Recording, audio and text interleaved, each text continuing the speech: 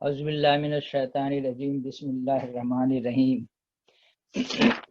آج ہم لوگ مطالعہ کریں گے سورہ نساء کی آیت 115 اور 16۔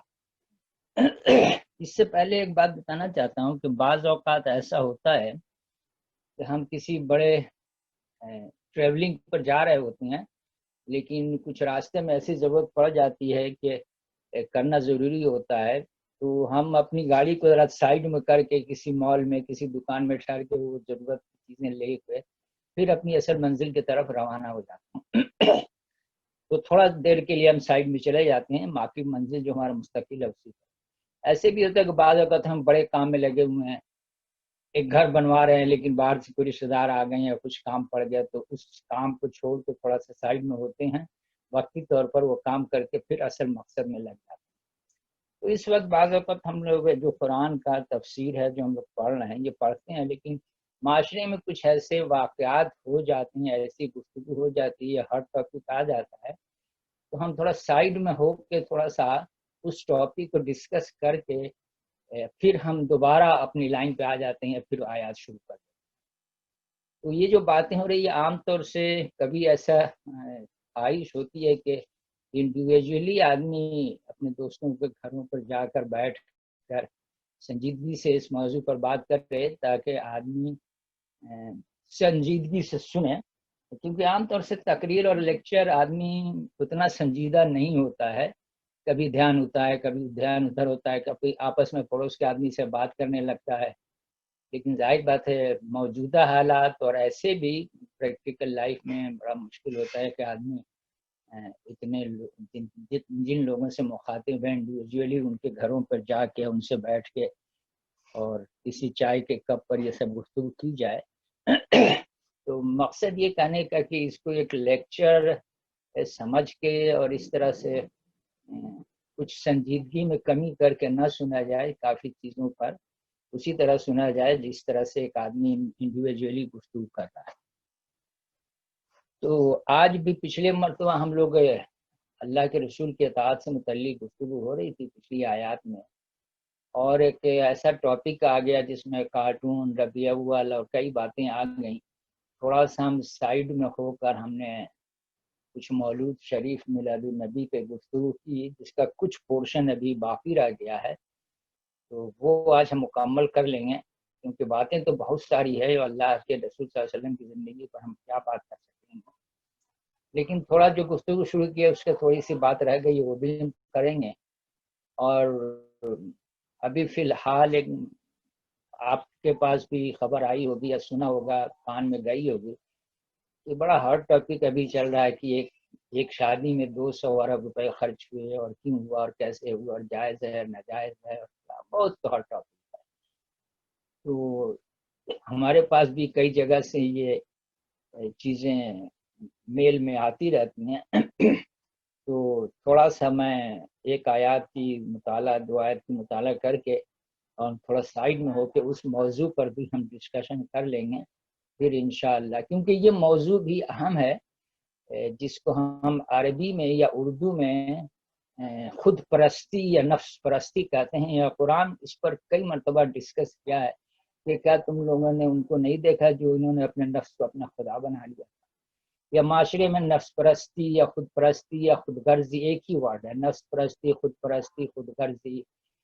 تو اس پر گفتگو کا یہ ہماری دین، ہمارے قرآن کی آیات ہیں، لیکن کہیں آگے آئے گی، پیچھے آ چکا ہے، لیکن جب کوئی چیز ہاٹ ہونا تو اس وقت اس پر بات کیجئے تو لوگ زیادہ سنجیدگی سے سنتے ہیں اور زیادہ بہتر طریقے سے سمجھ میں آتا ہے۔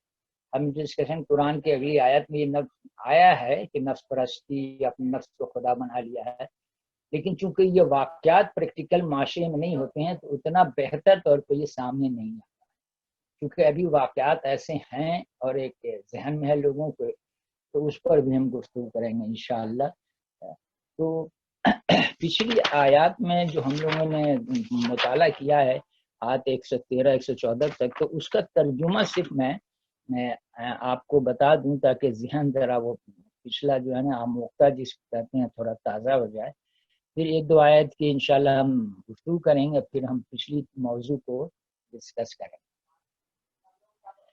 یہ آیت 112 کا ہے کہ پھر جس نے کوئی خطا یا گناہ کر کے اس کا الزام کسی بے گناہ پر تھوپ دیا، اس نے تو بڑے بہتان اور سری گناہ کا بار سمیٹ لیا۔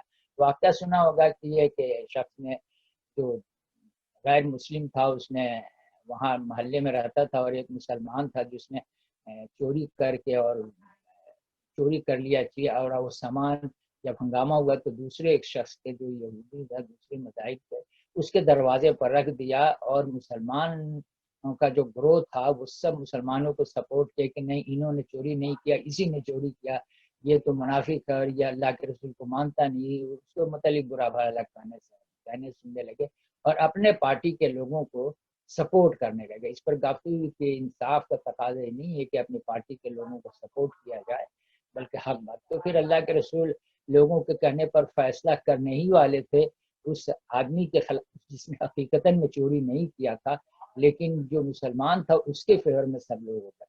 تو اللہ کے رسول بھی ایک انسان ہی ہے اور اس کو تو اندر کی بات نہیں پتہ ہوتی ہے، وہ عالم غیب تو نہیں ہے، تو یہ فیصلہ ہونے والا تھا جس سے بہت بڑا فساد معاشرے میں ہو جاتا، اور اللہ کو یہ بات بالکل پسند نہیں ہے کسی بے گناہ کو سزا دی جائے اس کام کا جو اس نے کیا۔ تو اس لیے اللہ کے اسی وقت یہ آیت نازل ہوئی، اسی کنسپٹ میں یہ بات کی جا رہی ہے۔ پھر جس نے کوئی خطا کیا یا گناہ کر کے اس کا الزام کسی بے گناہ پر تھوپ دیا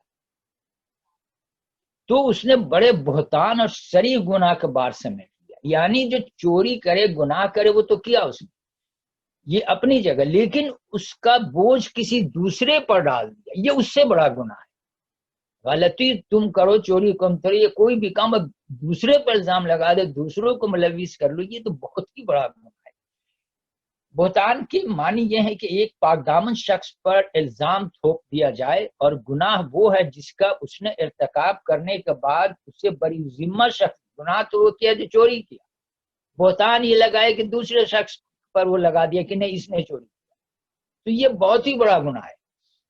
گویا اس شخص نے ان دونوں کا اپنے سر پر اٹھا لیا، یعنی گناہ بھی اور بہتان کا دونوں گناہ وہ کیا اس نے۔ گویا ایک بوجھ جسے یہ شخص اٹھا رہا ہے، اور یہ قرآن کریم کا انداز کلام ہے کہ وہ حقائق کو مجسم شکل میں پیش کرتا ہے، اور یہ قرآن کا معجزانہ انداز ہے۔ یہی ہے کہ قرآن ہر چیز کو پریکٹیکلی ڈسکس کرتا ہے، معاشرتی طور پر ڈسکس کرتا ہے جو معاشرے میں ہوتا ہے، یہ کوئی پریوں کی یا خیالوں کی کہانی نہیں ہوتی ہے۔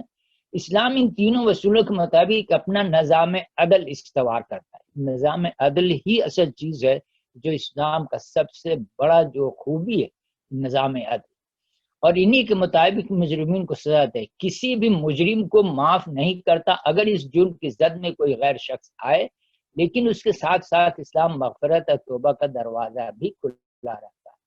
یہ طے کرتا ہے کہ طلب مغفرت کرنے والا اور توبہ کرنے والوں کے لیے ہر وقت یہ دروازہ رکھا جائے، جب بھی وہ چاہیں معافی مانگ سکتے ہیں، توبہ کر سکتے ہیں۔ یہ بات سننے میں بہت آسان لگتا ہے، لیکن نفس ایسا ہے کہ لوگ ایسا کرنے میں بھی کتراتے ہیں۔ یعنی ایسا کرنے کا مطلب ہے کہ آپ نے گناہ کے اعتراف کر لیا، جرم کا اعتراف کر لیا، اور لوگ یہی نہیں کرنا چاہتے ہیں کہ ہم جرم کا اعتراف کریں، اور اس لیے جب جرم کا اعتراف کریں گے تو معافی مانگیں گے۔ تم ٹیڑھا میڑھی کرتے ہیں، الٹ سلٹ بات کرتے ہیں، کسی پر الزام ڈال دیتے ہیں کہ خود معافی نہ مانگنا۔ لیکن اللہ تعالیٰ دوسری آیت جو میں نے کہا کہ ہم ترجمہ پڑھتے رہے پھر اس کے بعد اگلے آتے ہیں، اے نبی اگر اللہ کا فضل تم پر نہ ہوتا اور اس کی رحمت تمہارے شامل نہ ہوتی، ولولا فضل اللہ علیک رحمتہ لہمت طائفۃ منہم ان یضلوا وما یضلوا الا انفسهم ما یضرونک من شیء وانزل اللہ علیک الکتاب والحکمت وعلمک ما لم تکن تعلم کان فضل اللہ علیک عظیما۔ اے نبی اگر اللہ کا فضل تم پر نہ ہوتا اور اس کی رحمت تمہارے شامل نہ ہوتی تو ان میں سے ایک گروہ تمہیں غلط فہمی میں مبتلا کرنے کا فیصلہ کر ہی لیا تھا۔ یعنی نبی کو بھی غلط فہمی میں مبتلا کیا جا سکتا ہے، اس کو غلط بات بتا کے غلط فیصلے کروایا جا سکتا ہے، اس کے پاس کوئی جادو کی چھڑی یا کوئی ایسی چیز نہیں ہوتی ہے جس سے وہ حقائق جان لے، کوئی انسٹرومنٹ کوئی تھرمامیٹر نہیں ہوتا اس کے پاس۔ تو اللہ تعالیٰ کہیں کہ ایک گروہ شامل نہ ہوتی تو ایک گروہ تو تمہیں غلط فہمی میں مبتلا کرنے کا فیصلہ کر ہی لیا تھا، حالانکہ در حقیقت وہ خود اپنے سوا کسی کو غلط فہمی میں مبتلا نہیں کر رہے تھے، وہ خود گناہگار تھے، اللہ ان کو دیکھ رہا تھا، اللہ ان کو پکڑتا۔ تو آدمی سمجھتا ہے کہ ہم ہیلے بہانہ کر کے جیت گئے، دوسرے کو بیوقوف بنا دیے، کیا ہم اسمارٹ لوگ ہیں، وہ اپنا تصور، اپنا خیال، اپنا سوچ ہے اس کا، لیکن ایسا ہوتا نہیں ہے، کیونکہ کوئی تو ہے جو اس کو دیکھ رہا ہے۔ تو اپنے طور پر وہ پاک دامن بن جائے، نیک بن جائے، اور لوگوں کے نظروں میں بالکل بے گناہ بن جائے، لیکن لوگوں کے نظروں سے بن سکتا ہے، لیکن حقیقت حال ایسا نہیں ہے، اور تمہارا کوئی نقصان نہیں کرتا ہے۔ اللہ نے تم پر کتاب و حکمت نازل کی اور تم کو وہ کچھ بتایا جو تمہیں معلوم نہ تھا، یہ اس کا فضل تم پر بہت۔ اللہ کا فضل و کرم ہمیشہ آپ کے شامل حال رہتا ہے، اور اللہ آپ کو بچا لیتا ہے۔ جو لوگ سازش کرتے ہیں وہ خود سازش کا شکار ہو جاتے ہیں اور خود ہی گمراہ ہوتے ہیں۔ اور سیرت رسول میں اس قسم کے بے شمار واقعات موجود ہے کہ سازشیوں نے سازش کی اور اللہ نے ان سازشوں کو ناکام بنا دیا اور ان کی کوششوں کو ضائع کر دیا۔ اللہ تعالیٰ یہ حضور کو اطمینان دلاتے ہیں کہ اس کا فضل اور رحمت اللہ کے رسول کے شامل حال رہے گی اور انہیں کوئی نقصان نہ پہنچا سکے گا، کیونکہ یہ ضروری ہے، کیونکہ اللہ کے رسول بھی اگر غلط فیصلہ کرنے لگے تو پھر معاشرے میں بہت بدنظمی پھیل جائے گی، پھر آدمی پیچھے نہیں دیکھے گا کہ اللہ کے رسول صلی اللہ علیہ وسلم کو علم نہیں تھا یا ان کو سمجھ نہیں تھی، ان کو غلط بتائی، کہا یہ جائے گا کہ انہوں نے فیصلہ غلط کیا ہے، یہ سپورٹ کیا ہے اپنے پارٹی کے آدمی کے، اپنے لوگوں۔ تو اس طرح سے ایک ایسے چیز معاشرے میں آ جائے گی کہ اعتماد اللہ کے رسول پر سے صلی اللہ علیہ وسلم پر سے لوگوں کا ختم ہو جائے گا، اور جو لوگ ان کے پیچھے چل رہے ہیں وہ فالوور ہیں، ان کو بھی انسلٹ ہوگا، ان کو بھی لوگ برا بھلا کہیں گے کہ دیکھو کن لوگوں کے پیچھے چل رہے ہیں۔ یہ ایسا آدمی ہے جو انصاف نہیں کرتا ہے، جو اپنے لوگوں کو سپورٹ کرتا ہے اور صحیح بات نہیں کرتا ہے، اصل ریزلٹ آدمی دیکھے گا، اس کے پیچھے کے واقعات نہیں دیکھے۔ تو جو لوگ ان کو فالوور ہیں وہ بھی شرمندہ ہوں گے، وہ بھی متزلزل ہو جائیں گے، ان کی ارادے بھی شک و شبہات میں پڑ جائیں گے کہ پتہ نہیں ہم لوگ صحیح آدمی کے پیچھے چل رہے ہیں، یہ بھی ویسے ہی ہے جیسے دنیا میں لوگ ہوتے ہیں۔ تو یہ ایسا فساد ہوتا ہے جس کو سلجھانا اور سنبھالنا بہت مشکل ہو جاتا ہے۔ اسی لیے جو آدمی بھی کسی مذہبی جماعت کا یا لیڈر ہو یا امام ہو یا مذہبی جماعت سے تعلق ہو، اس کو بڑا سنبھل کے قدم رکھنا پڑتا ہے، اور اس کو سچائی سے ذرا سا بھی وہ آگے پیچھے اگر ہٹا تو صرف یہ اس کی ذات تک محدود نہیں رہتی ہے، بلکہ اس پوری جماعت پر حاوی ہو جاتی ہے، اور آدمی اس پوری جماعت کو برا بھلا کہے گا۔ اگر وہ صحیح بھی ہے، اس کی جماعت کے لوگوں میں بہت سا 100 آدمی کا جماعت ہے اور ایک لیڈر ہے، اور اگر صحیح فیصلہ نہیں کرتا ہے اور وہ مناسب طریقے سے نہیں لے کے چلتا ہے تو اس کی معمولی سی بات جو ہوتی ہے نا، ان 100 لوگوں میں اس کو بدنام کر دے گی، یہ سب غلط لوگوں کے پیچھے چل رہے ہیں، حالانکہ ان 100 لوگوں میں ممکن ہے کہ 80% لوگ جو ہیں مخلص ہیں، لیکن وہ پورے 100 کے 100 بدنام ہوں گے کہ یہ بالکل بے وقوف لوگ ہیں، نالائق لوگ ہیں، چالاک لوگ ہیں، ان کو دین آتے ہی نہیں ہے، اور یہ سب گمراہ قسم کے لوگ اور جاہل قسم کے لوگ اس پارٹی میں جمع ہیں۔ حالانکہ بہت سارے لوگ اس میں مخلص ہوں گے، بہت مخلص ہوں گے، لیکن جو لیڈر کرے گا اس کی ایک چھوٹی سی غلطی سب پر بھاری ہو جائے گا۔ اس لیے جو بھی ایسی تنظیمیں جو اپنے آپ کو ایک اسلامی جماعت کی تنظیم کہتی ہیں، اس کو بہت سوچ سمجھ کے بات کرنی چاہیے۔ ایک اسلامی تنظیم کے بہت اوپر کے آدمی سے جب کسی موضوع پر بات ہوئی، وہ طلاق کا لڑکیاں جو دلہن کو مہر دیا جاتا ہے، اور جب یہ پریکٹیکل جب ان سے کہا گیا کہ بھائی دین اور تو یہ کہتا ہے کہ مہر اتنا رکھنا چاہیے، ایسے رکھنا، تو انہوں نے صاف طور سے کہا کہ کتاب کی بات کون مانتا ہے۔ یعنی ایک مذہبی لیڈر کے منہ سے یہ بات سننا کہ کتاب کی بات کون سنتا ہے، اس کو چھوڑیے، تو جب اس کو ہم چھوڑ دیں گے تو پھر یہ پارٹی اب کس لیے بنائے ہیں؟ جو آپ کہہ رہے ہیں کہ دین کی طرف آؤ اور قرآن کی بات مانو اور حدیث کی مانو، جب آپ خود کہہ رہے ہیں کہ کتاب کی بات سنتا کون ہے، چھوڑیے اس کو، تو واٹ فار یور اسٹڈی؟ پھر یہ کام آپ کر کیوں رہے ہیں؟ کس کو بلا رہے ہیں دین کی طرف؟ جو آپ خود ہی نہیں مان رہے ہیں، خود ہی اس کے خلاف ہیں، خود ہی اس کی تردید کر رہے ہیں، تو اتنا رحم کیجئے کہ آپ اس سے الگ ہو جائے تاکہ دین کی بدنامی نہ ہونا۔ یہ پریکٹیکل تھا بات۔ تو ایسے لیڈر کو بات نہیں کہانی چاہیے کہ جس بات کو آپ خود نہیں مان رہے ہیں، خود تردید کر رہے ہیں، اس کو تم لوگوں کو دعوت کس بات کی آپ؟ اس مناسبت میں اللہ تعالیٰ نے سازش کرنے والوں کی سازش سے آپ کو محفوظ رکھا اور آپ اس سے بچ گئے. آپ کے احکام کی وجہ سے ظالم بچ جائے اور بنا کو سزا ہو جائے، یہ اللہ تعالیٰ کا بہت بڑا ایسا اللہ تعالیٰ نہیں کرنا جائے کہ ظالم بچ جائے اور جو جرم نہیں کیا ہے اس کو سزا ہو جائے.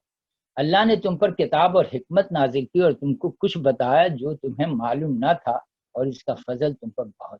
یہ احسان دراصل انسان پر ہے کہ اللہ تعالیٰ نے اپنی آخری رسالت انسانوں کے ہدایت کے لیے دی. یہ کوئی معمولی احسان نہ تھا، بلکہ یہ انسان کے لیے ایک نئی زندگی ملی، اور اس سے انسانیت کو ایسی زندگی ملی جس طرح کوئی انسان پہلی مرتبہ انسانیت اور روح پاتا ہے. یہ احسان جس کی وجہ سے انسان کو جاہلیت کے پستیوں سے اٹھایا گیا اور اس سے ایک اچھی نظام حیات کے ذریعے دنیا میں برتری اور ترقی دے کر نہایت اونچے مقام تک پہنچا دیا گیا. یہ اللہ تعالیٰ کا فضل ہے. ہمارا کوئی زور نہیں تھا، ہم نے کوئی خریدا نہیں ہے، ہم نے اس کی کوئی پیمنٹ نہیں کی. تو ایک اچھی ہدایت کی کتاب فری آف کاسٹ مل جانا ایک بہت بڑی بات ہے. جیسے آج دنیا میں کسی کو ایک آرگنائزیشن کے یا ایک مشین چلانے کی، ایک اسٹیبلشمنٹ کی ایک ہدایت نامہ مل جائے کہ how to do this work بغیر فری آف کاسٹ کے، تو بہت بڑی بات ہے. اور آج کون دیتا ہے؟ بڑے بڑے چارج ہوتے ہیں، جو بڑے بڑے ادارے بنے ہوتے ہیں جو کسی چیز کو اسٹیبلش کرنے کی آپ کی مدد کرتے ہیں، مینول بتاتے ہیں، وہ بڑی کاسٹلی ہوتی ہیں. اسلامی نظام زندگی کے احسان اور بھلائی کا صحیح طرح اندازہ صرف وہی شخص کر سکتا ہے جو اسلام اور جاہلیت کا تقابلی مقابلہ کیا ہے. ظاہر بات ہے جب تک کمپیریزن نہیں ہونا تب تک کسی چیز کی اہمیت کا اندازہ نہیں ہوتا ہے. اسی لیے جو لوگ پاکستان سے آئے اپنے بیوی بچوں کو لے کر اور جتنی محنت مشقت یہاں کر رہے ہیں یہ وہی سمجھتے ہیں، لیکن ہمارے ہی بچے جو یہاں پلے بڑے ہیں ان کا اندازہ نہیں ہوتا ہے کہ کن مشکلات سے اور کیسی کیسی اچھی اچھی نوکریاں چھوڑ کر، ہم عہدے چھوڑ کر یہاں لوگ آ کے کس قسم کی نوکری کر رہے ہیں، یہ ان کا اندازہ نہیں ہوتا ہے. اس لیے کہ دونوں کیفیت کو انہوں نے دیکھا نہیں. انہوں نے صرف ایک چیز کو دیکھا کہ بڑی اچھی زندگی ہے، کھانے کی، پینے کی، چلنے پھرنے کی، لیکن جو ان کے والدین ہیں وہ کس طرح سے ان چیز کو لے کر آئے ہیں، کر رہے ہیں، اس کو نہیں دیکھا انہوں نے. اس لیے ان کی اہمیت کا ان کو اندازہ نہیں ہوتا. پچھلی طرح سے کچھ آیات ہیں جس کو میں نے سطحی طور پر تھوڑا سا مختصر گفتگو کی. اس کی بعد کی آیات جو آ رہے ہیں وہ تھوڑی سے میں مطالعہ کروں گا اور اس کے بعد ہم پھر اس طرح چلے جائیں گے جو موضوع ہے. یا مجھے لگتا ہے کہ میرے پاس وقت ہی کم ہے تو آج میں یہیں تک رہنے دیتا ہوں. انشاءاللہ پھر اگلے درس میں، اگلی سٹنگ میں ہم سورہ النساء کی آیت جو ہے نا 113 اور 114 سے لے کے چلیں گے آگے، بلکہ 113 تو کور ہی کر لیا ہے اللہ کا، تو 14 سے ہم آگے چلیں گے.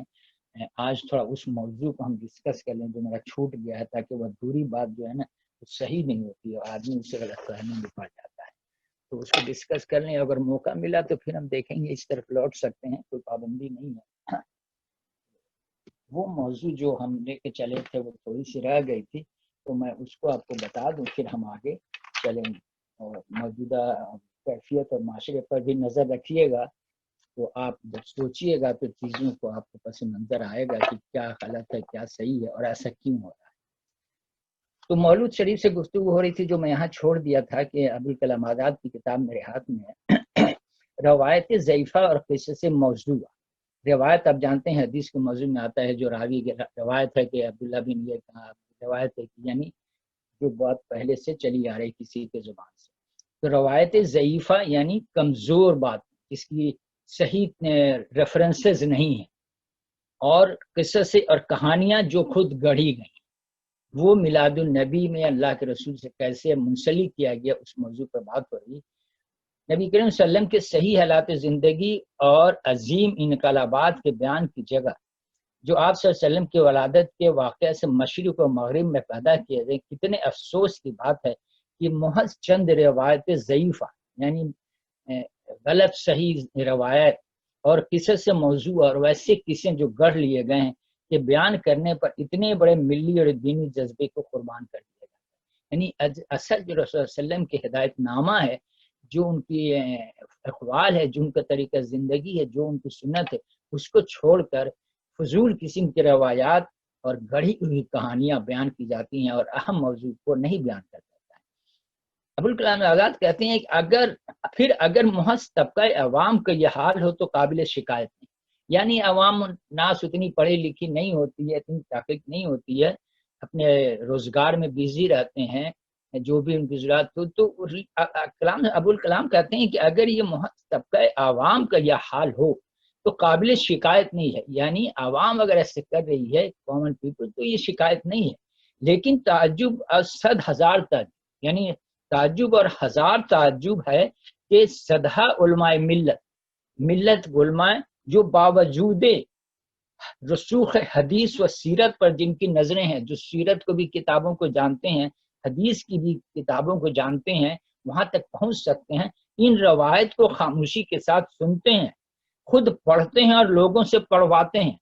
یہ افسوس ابوالکلام آزاد کا افسوس کی بات ہے کہ عوام اگر کرے تو قابل معافی ہے یا خاموش ہے، لیکن علماء ملت جن کی ایک ہاتھ میں کتابیں ہیں، جن کو اثر رسوخ ہے، جن کی پہنچ ہے، وہ ان قصوں کو، گڑھی ہوئی قصوں کو سنتے ہیں، سناتے ہیں، پڑھواتے ہیں، مگر ایک لمحہ کے لیے بھی ان کے دل میں تحقیق اور تفتیش کی خواہش پیدا نہیں ہوتی ہے۔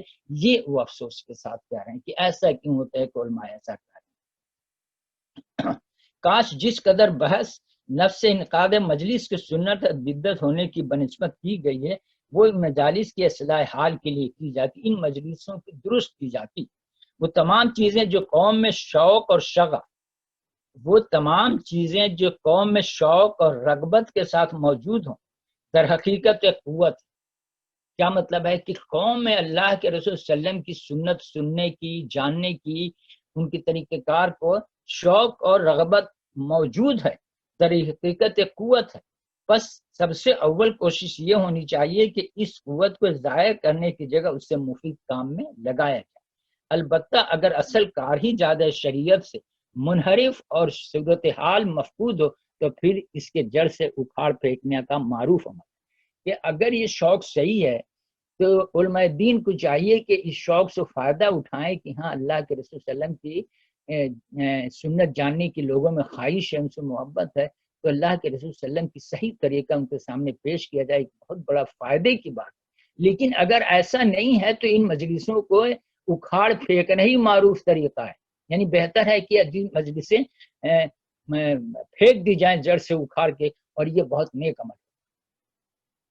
1000 تعجب ہے ایسے عالم دین پر جس کے جواب کے بعد در حقیقت یہی وہ مذہب کے نادان حامی ہیں جن کی دوستانہ حمایت ہمیشہ دشمنوں کی مخالفت سے زیادہ مذہب کے لیے نقصان۔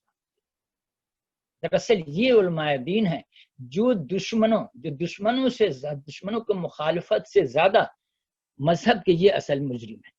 جن روایت کی نسبت تحقیق کی جاتی ہے ان کا انکار الہاد بلکہ عین سوا اسلام، یعنی جو یہ گڑھی ہوئی کہانیاں ہیں اس کا انکار گناہ نہیں ہے بلکہ سوائے اسلام اور ایمان ہے، اور ہر صاحب نظر جس کو فن حدیث و سیرت سے کچھ بھی خبر ہوگی ایک لمحہ کے لیے بھی ان روایت کو تسلیم نہیں کرے گا۔ لیکن حسین امام جیسا آدمی اگر یہ آپ کے علاوہ کہیں اور بولے تو نہ جانے میرا کیا حشر ہو۔ پاکستان میں تو بول ہی نہیں سکتے ہیں، وہاں تو اٹھا لیے جائیں گے، گھر پر قبضہ کر لیے جائے گا کہ کہاں سے آگے کیا بول رہا۔ ہمارے بزرگوں تو علامہ so and so, Allama so and so تو مدتوں سے سنتے آ رہے ہیں، ہم تو جب سے پیدا ہوئے تب سے سن رہے ہیں، یہ ایسی اللہ کے رسول کا دشمن۔ ایک لفظ آپ کو بولا جائے گا کہ یہ دشمن اسلام ہے، اللہ کے رسول کا دشمن ہے، اور آپ کا سر توڑ دیا جائے گا، ہاتھ پاؤں توڑ دیا، آپ بول ہی نہیں سکتے۔ یہ تو ابوالکلام آزاد صاحب ہیں جو شاید اس زمانے میں بولا ہوں، انہوں نے یہ لکھا تو میری کتاب ہی میں ہم پڑھ رہے ہیں ان کی، لیکن عام آدمی تو یقین جانیے جس طرح سے آپ سے ہم گفتگو کریں اس طرح سے گفتگو پاکستان میں سوال ہی پیدا نہیں ہے۔ ایک لفظ بولا جائے گا صرف کہ یہ دشمن رسول ہے، اور اس کے بعد پھر آپ زندہ رہنے کے قابل بھی نہیں ہے، ایک لمحہ کے لیے بھی ان روایت کو تسلیم نہیں کرے گا۔ اسی لیے ابوالکلام نے ان کی جب ان سے پوچھا جاتا ہے کہ اس کی حدیث کی سند کیا ہے، روایت کیا ہے، تو ان کے پاس اسے جواب نہیں ہوتا سوائے یہ کہ ہم تو بچپن سے ان کو سنتے آ رہے ہیں، یہ سارا علماء کہتے ہیں، ہمیشہ کہا جا رہا ہے، اور اللہ کے رسول صلی اللہ علیہ وسلم کی موزانہ باتیں کر کے اور اس سے کوئی انسان انکار کرے وہ تو زمین میں اس کو ٹکنے نہیں دیں گے. تو یہاں کہتی ایسی روایت کو تسلیم نہ کرنا ہی ایمان ہے. بہت سے آگے ہم چلتے ہیں پھر اس کے ذکر چھیڑنے کا، ورنہ یہ ایک لمبی داستان ہے. وہ کہہ رہے ہیں کہ اگر ہم اس داستان کو چھیڑیں جو کیا چیزیں کہی جا رہی ہیں غلط سلط، تو یہ ایسی داستان ہے جس کی کوئی خاتمہ نہیں ہے. ایسی مصیبت کا حال یہ ہے کہ چادر کا کوئی گوشہ دھبے سے خالی نہیں. کس کس چیز کو بیان کی جائے، کس کس حال پر روئے، اور پھر اتنا وقت کہاں ہے کہ تمام وہ چیزیں جو کی جاتی ہیں مجالس میں بیان کریں اور سر پیٹیں اور سر دھنیں. اتنا کون اس کی تصدیق کرے. معیار تصدیق کرنے کے بھی کوئی طریقہ کار ہوتا ہے. جواب روایت کی حقیقت صحیح ہے، لیکن یہ وصول بھی کب صحیح ہے کہ جو واقعہ ابوالکلام سکتے ہیں کہ جو بات کہی جا رہی، جو ان سے پہلے ہم بتا چکے ہیں کہ کیسی کیسی روایت ہے، ان کو تھوڑا بہت آدمی سوچے تو سمجھے نا کہ یہ کہاں سے سمجھ. جیسے کہی گئی آمنہ رضی اللہ عنہ کے سامنے نیز شب کو تمام جانور اور پرندے گفتگو کرنے لگے. بھائی ایسی کیسے ہو گیا کہ اس رات سارے پرندے گفتگو کرنے لگے. حضرت آمنہ حضرت عبداللہ بن نکاح حضرت آمنہ سے ہوا تو 200 عورتیں رش سے مر گئیں. تو انہوں نے کہا کہ ایسی ایسی باتیں گھر کی جاتی ہیں، یہ کون مانے گا، کدھر سے مانے گا، تھوڑا سا سوچو. تو اس پر الزام لگے کہ آپ دین کی باتوں کو عقل میں نہیں آئے تو نہیں مانیں گے.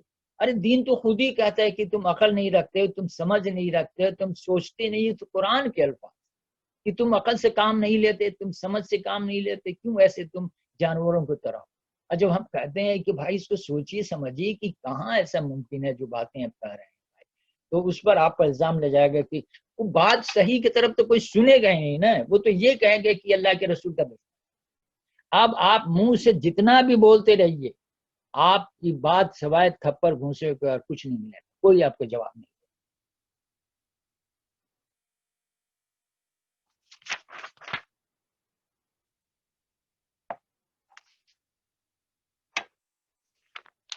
طبقہ محدثین اور جماعت قصص و وائز، یعنی محدثین کا وہ طبقہ جو محدثین کہتا ہے، قصے کہتے ہیں اور واز کہتے ہیں. واز جانتے ہیں کہ ہمارے دین میں نصیحت کو واز کہتے ہیں. جو مجلسیں ہوتی ہیں اس میں نصیحت کی بات کی جاتی ہے اس کو ہم کہتے ہیں کہ یہ واز ہے. تو اسی کو ہم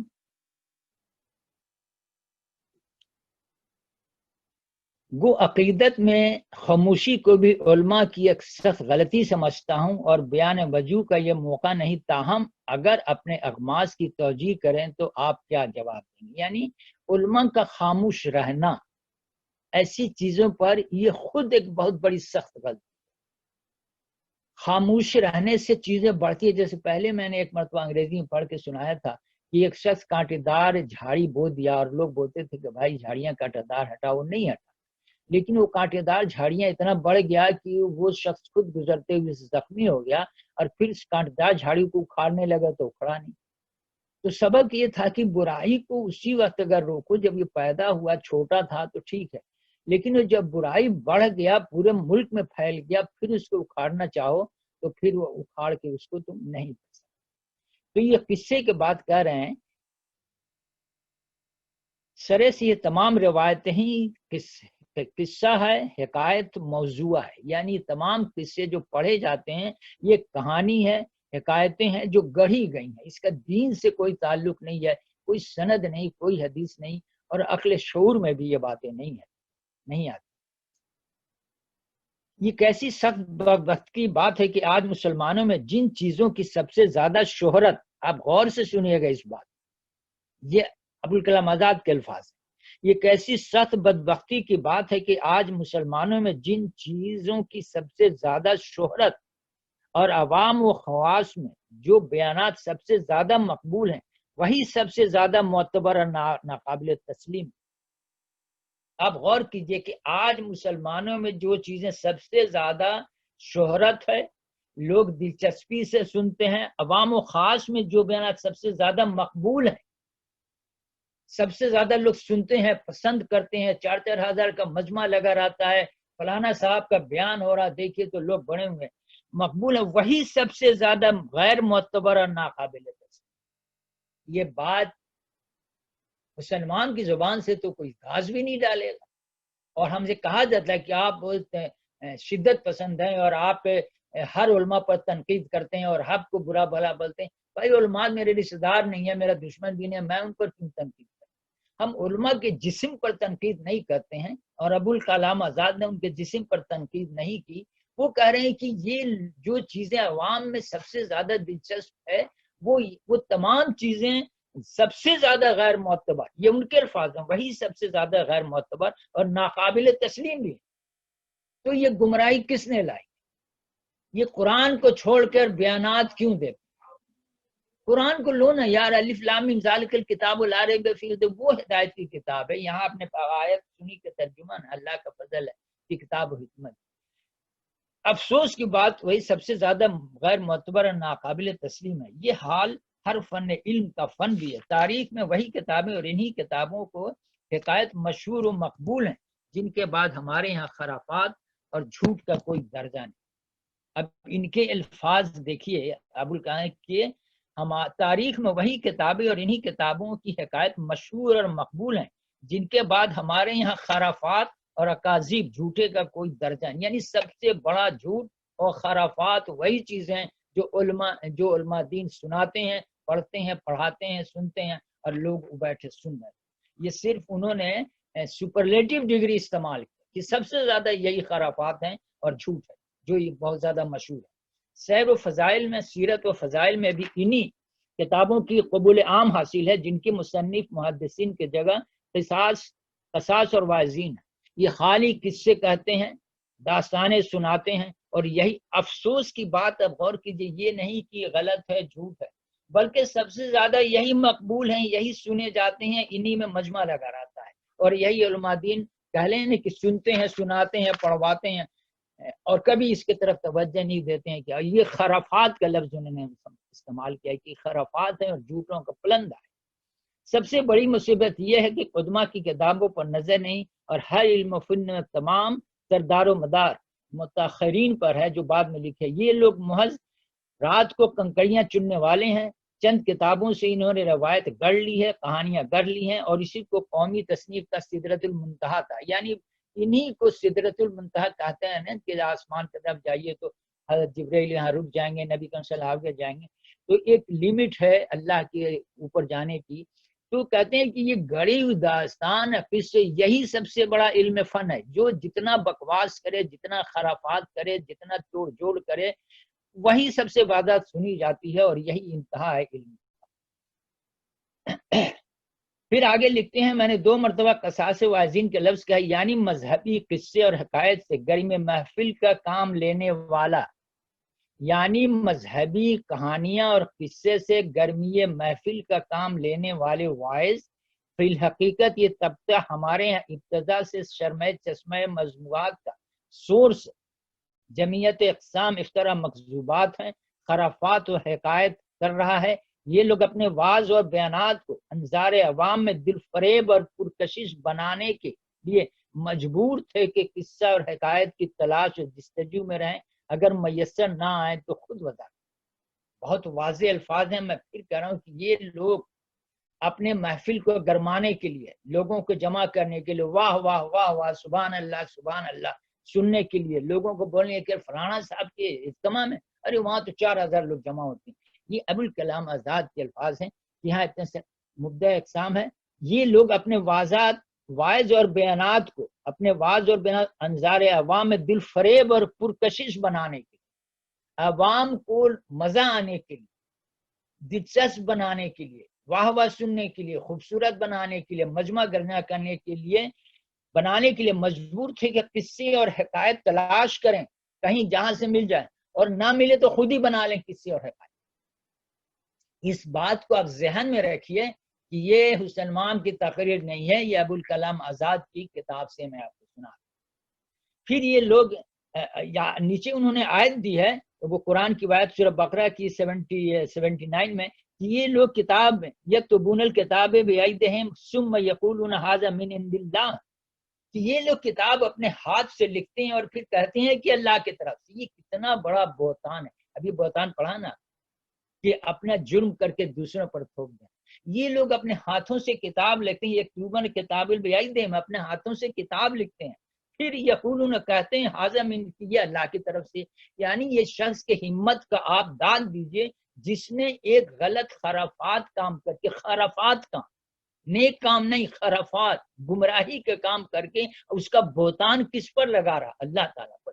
یہ واقعی ہمت کی بات ہے ایک شخص کی، یا ہمت بولیے یا گمراہی بولیے، اس کو کون سے لفظ بولیے، کہ انسان تو وہ تو چوری کر کے کسی کے دوسرے کے دروازے پر رکھ دیا تھا بھائی، یہاں تو چوری کر کے اللہ کے سوالے کر دیا، بہتان لگا دیا خود کتاب لکھ کر۔ یعنی اس لفظ کی میں ترجمہ یا اس کی تفسیر میں کر ہی نہیں سکتا کہ جس انسان کی ہمت ہو کہ کتاب اپنی ہاتھ سے لکھے اور اس کو کہہ دیا اللہ کی طرف سے، اس کی ہمت کا داد دیجئے یا اس کا بہادری سمجھیے، کیا مطلب، یو کانٹ ایکسپلین کہ جو خالق کائنات پر جو شخص بہتان لگائے پھر اس کے بارے میں کیا سوچیے۔ تو ابوالکلام آزاد لکھتے ہیں کہ یہ اب کسے کہانیاں گڑھتے ہیں گرمی ہے محفل کو جوش میں لانے کے لیے، جذبات میں لانے کے لیے، سارے سلوگن جو آپ نے سنا ہوگا مینار پاکستان پہ اس طرح سے ابھی واقعات، اور پھر گرمی کو جذبانے کے لیے کرتے ہیں، اور یہی نہیں بلکہ اس کا الزام اللہ پر لگا دیتے ہیں، بہتان لگاتے ہیں کہ یہ کتاب تو اللہ تعالیٰ کی طرف سے آئی ہے۔ پھر یہ لوگ اس تمام روایتوں کو شاعرانہ مبالغہ اور داستان ترجمہ میں حاشیہ چڑھا کر کے ساتھ اپنے مجلسوں میں بیان کرتے تھے، اور رفتہ رفتہ مرض متعدی ہو جاتا ہے۔ لکھنا، غلط بات لکھنا، خرافات لکھنا، لمبے لمبے جبہ اور سرخ چہرے اور لمبے لمبے ٹوپی پہن کے ایسی شکل بنانا کہ کیا متقی پرہیزگار اور حضرت مولانا شیخ سوخن، نام تو ایک لائن میں تو خالی نام ہی کہن کے سابقہ اور لائق آئے گا، یہاں وہ لکھے، یہ انہی کا ہمت ہے، کابل کا لکھ رہے ہیں، ہم جیسے آدمی تو بولے تو مارا جائے گا۔ داستان کو لکھتے ہیں، اللہ کی طرف سے بولتے ہیں، میں بار بار اس جملے کو سمجھ بھی نہیں آیا کہ کتنی بڑی انسان کا یہ ہمت ہوتی ہے کہ اللہ پر بہتان لگائے، اور پھر مجلسوں میں بیان کرتے ہیں، اور شاعرانہ انداز، آپ دیکھتے نہیں مدرسہ لوگوں کا ایک خاص انداز کلام ہوتا ہے، وہ ایک کلامی مدرسہ کے مولویوں کو پڑھنے کا خاص ٹون ہوتا ہے، جس کو آپ جیسے وہ نعت پڑھنے والا کہا تھا نا کہ آپ کا انترا صحیح نہیں ہے، اس کے الفاظ ہیں، یہ میرے الفاظ نہیں ہے کہ آپ کا انترا، وہ نعت پڑھ رہا تھا تو انہوں نے کہا آپ کا انترا صحیح، میں تو یہ ایسا کہہ نہیں سکتا، مجھے تو لوگ ماریں گے کہ آپ نے نعت کو انترا کیسے کہا۔ تو یہ ایسا مجلسوں میں بیان کرتے تھے، اور رفتہ رفتہ یہ بیماری پھیل گیا، لوگوں کو اس میں دلچسپیاں، لوگوں میں کیوں دلچسپی ہوتی ہے؟ کیونکہ اس میں کرنے کا کوئی چیز نہیں ہے نا، عمل کرنے کا اس میں کوئی چیز ہی نہیں، کوئی عمل کی بس وہ تو مزہ آنے کی چیز ہے کہانیاں۔ تو کہانی سننے میں تو بچوں کو بھی دادی اماں سے کہانی سننے میں بڑا مزہ آتا ہے، بچے بولتی ہیں دادی اماں اماں کہانی سنا، تو کہانیاں سننے میں تو سبھی کو مزہ آتا ہے، جب کرنے کا کام بولو نا پھر سمجھ میں آتا ہے۔ انہی لوگوں میں سے کچھ لوگ ایسے تھے جن کی حق قرآن و سنت اور اسرائیلیات، روایات اور یہود اپنا جواب نہیں رکھتے ہیں، یعنی گڑھی ہوئی کہانیاں میں۔ مولود کی اردو کتابوں کے ماخذ کیا ہیں؟ شاید بہت سے لوگوں کو یہ معلوم نہیں کہ آج کل اردو زبان میں جس قدر مولود لکھے گئے ہیں اور رائج ہیں، وہ سب کے سب بے واسطہ بالواسطہ ملا معین الدین حربی کی کتابوں، معارج النبوہ، تفسیر سورہ یوسف، موسوم نقرہ کا، حضرت موسیٰ علیہ السلام، یہ سب کتابیں کس کی لکھی ہوئی ہیں؟ ملا معین الدین حربی۔ اس میں شک نہیں کہ ان کتابوں میں بعض حصے نہایت دلچسپ اور قابل دل ہیں، مثلاً وہ صوفیانہ و عارفانہ لطیف ہے، وہ نکات آیات و حدیث جو اقوال مورد صوفیہ کے لیے صوفیہ نے لکھے گئے ہیں، یہ خود اس نے پیدا کیے ہیں، لیکن تاہم ان لطائف کو کیا کیجئے کہ اصل موضوع سے لطیفہ نہیں ہے بھائی، مزیدار چیز نہیں ہے کہ ہم لطیفہ کے لکھا اور لوگوں میں پھیلا دیا، یہ اردو میں مولود کی کتابیں کا سورس۔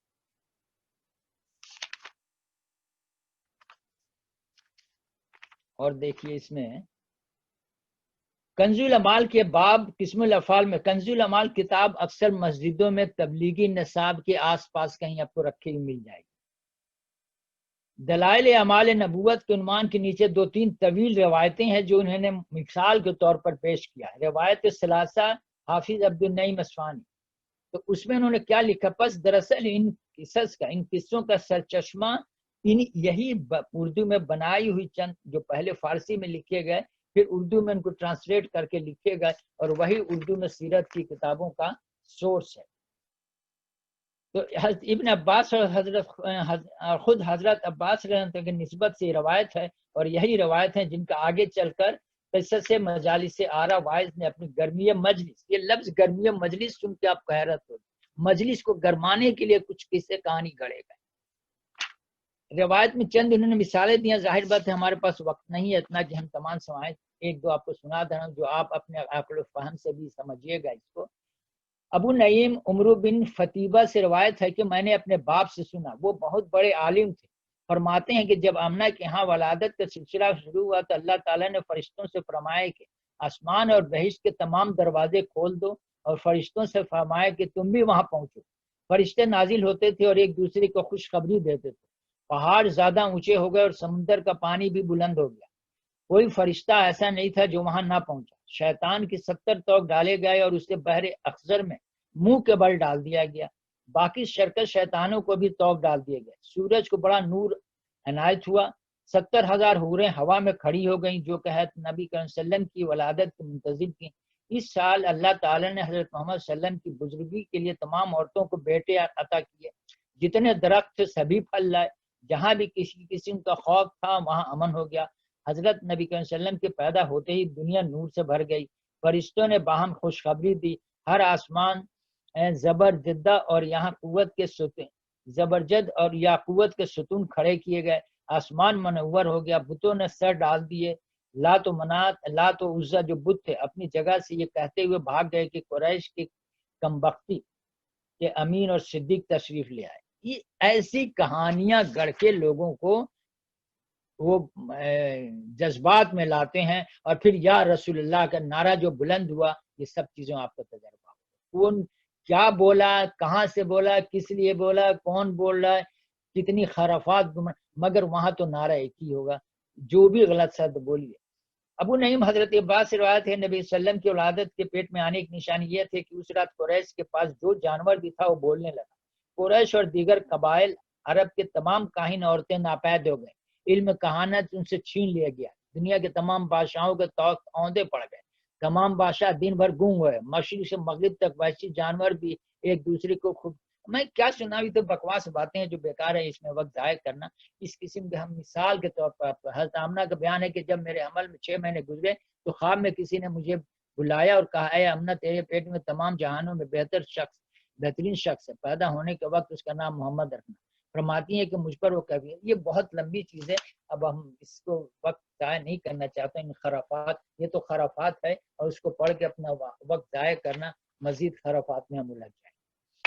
یہ ابو القاسم کی یہ مجالس میں جو علماء ہے انہوں نے پہلے ہی کہا کہ عوام میں یہ شغف بہت ہے اللہ کے رسول سے محبت کا، علماء خرافات ان کو سناتے ہیں کہانیاں کر کے، مجلس کو گرمانے کے لیے، واہ واہ سننے کے لیے، اور پارٹی میں لوگوں کو شامل کرنے کے لیے۔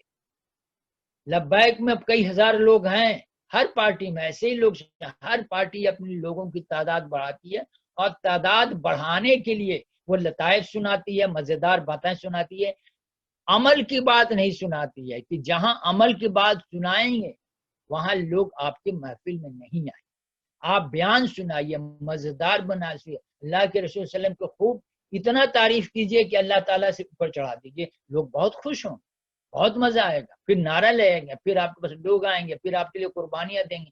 یہ سب کھیلا اور یہ سب کھیل آپ دیکھ رہے ہیں، آپ کو زیادہ تجربہ ہے اپنے ملک میں کیا ہوتا ہے۔ سچی بات اگر اللہ رسول اطیع اللہ ہوتا ہے، رسول پر جائیے تو پھر وہاں آپ کو ایک آدمی نظر نہیں آئے گا محفل میں بیٹھے ہوئے کہ بھائی یہ تو کچھ کرنے کی بات کر رہا ہے یا عمل کرنے کی بات کر رہا ہے، کچھ نہ کرنے کی بات کیجیے۔ اور پھر ایسی لوگوں کو میں اپنی زبان سے کیا بولوں کہ کتاب ہدایت کی موجودگی میں یہ 5000 گدھے جو سامنے بیٹھے رہتے ہیں، یہ گدھے بولتے کیوں نہیں کہ ہدایت کے لیے تو اللہ تعالیٰ کا کلام آیا ہے، اب بیان میں کہاں پھنس گئے؟ اللہ تعالیٰ نے تو کہیں نہیں لکھا ہے کہ فلانا صاحب کے بیان سے راہ راست مل جائے، وہ تو کہہ رہا ہے کتاب میں ہدایت ہے، آپ بیان دی جائیں۔ تو یہ جو گدھے گونگے جاہل بیٹھے رہتے ہیں نا، ان کو مزہ بہت آتا ہے۔ تو مزہ، ہماری دین جو ہے نا وہ مزہ کے لیے دین نہیں بنی ہے، یہ ایک پریکٹیکل دین ہے، عملی زند ہے، اور لقد اللہ تعالیٰ کہ ہم نے انسان کو مشکلات میں پیدا کیا۔ بڑی محنت اور مشقت کی دین ہے، اور یہ محنت اور مشقت اللہ کے رسول کی سنت ہے بھائی، قرآن کی آیات ہے، اللہ کے رسول نے یہ تو 23 سال کی زندگی آپ کے سامنے محنت اور مشقت کے پڑی، اس کو کیوں نہیں بتاتے ہو، اس کو کیوں نہیں سناتے ہو؟ خندق کھولتے ہوئے پیٹ پر پتھر باندھا گیا یہ بھی تو بتاؤ نا، یہ تو نہیں بتاتے ہو یار، کہانیاں گڑھتے ہو، اور وہ کہانیاں جو بے بنیاد خرافات اور بکواس۔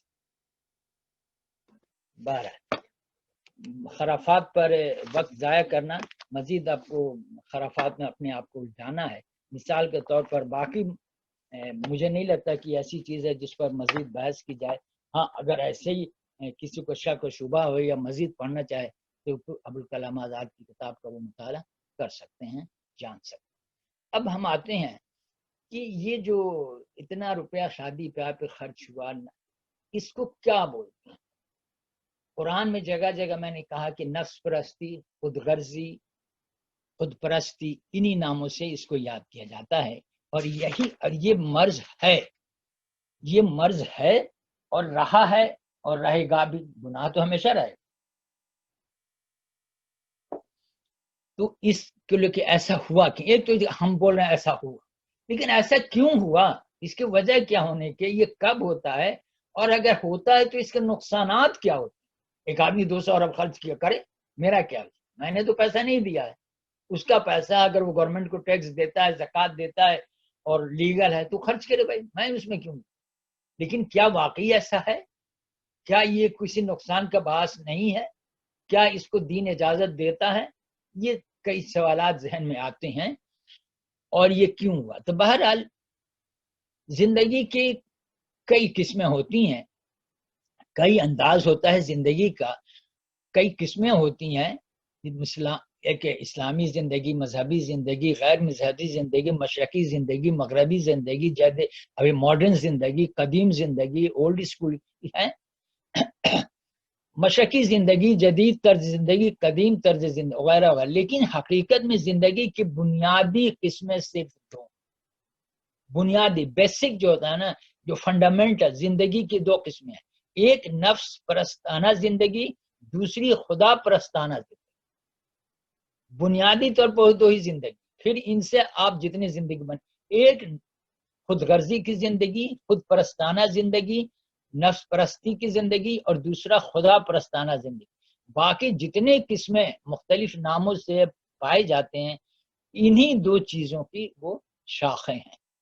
پہلی قسم کی زندگی ہے کہ آدمی اپنے آپ کو ایک شتر بے مہار سمجھ کر زندگی گزارے، اور جو من میں آئے وہ کر گزرے، اس کو منمانی زندگی بھی کہہ سکتے ہیں۔ دوسرے قسم کی زندگی ایک ایسی آدمی کی زندگی ہے جو یقین رکھتا ہے کہ اسے کسی نے پیدا کیا ہے، اور پیدا کرنے والا ہے اس کی زندگی کا مالک اور حاکم ہے، وہ اس کی ضرورتوں اور مصلحتوں کو سب سے زیادہ جانتا ہے، اور اس کی طرف سے زندگی گزارنے کے کچھ ضابطے قاعدے ہیں جن کی پابندی نہایت ضروری ہے۔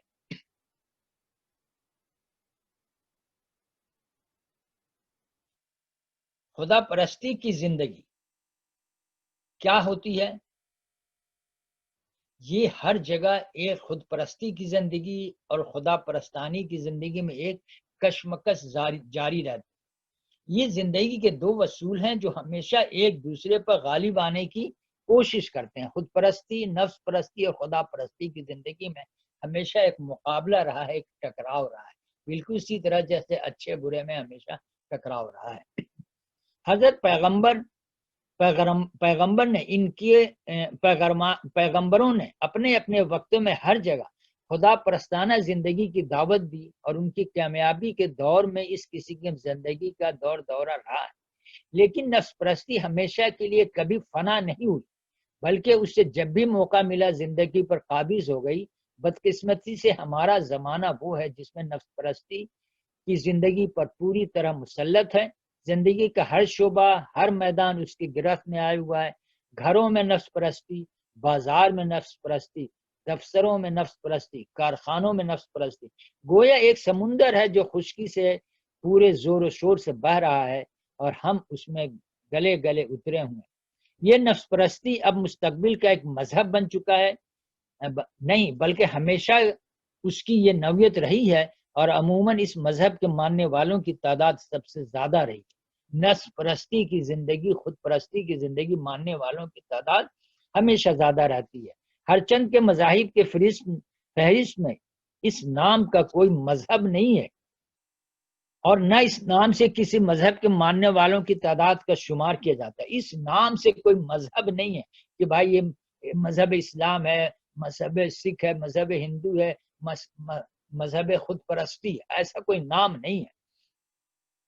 ہر چند کے مذاہب کے فہرست میں اس نام کا کوئی مذاہب نہیں بتلایا جاتا، اور نہ اس نام سے کسی مذہب کے ماننے والوں کی تعداد کا شمار کیا جاتا ہے، مگر یہ اپنی جگہ بالکل حقیقت ہے۔ یہ دنیا کا سب سے بڑا مذہب ہے، اور اس کے ماننے والے سب سے زیادہ تعداد میں پائے جاتے ہیں۔ کہ گرچہ یہ مذہب نہیں ہے، لیکن اس مذہب کے ماننے والے دنیا میں ہمیشہ زیادہ رہے ہیں اور ہیں۔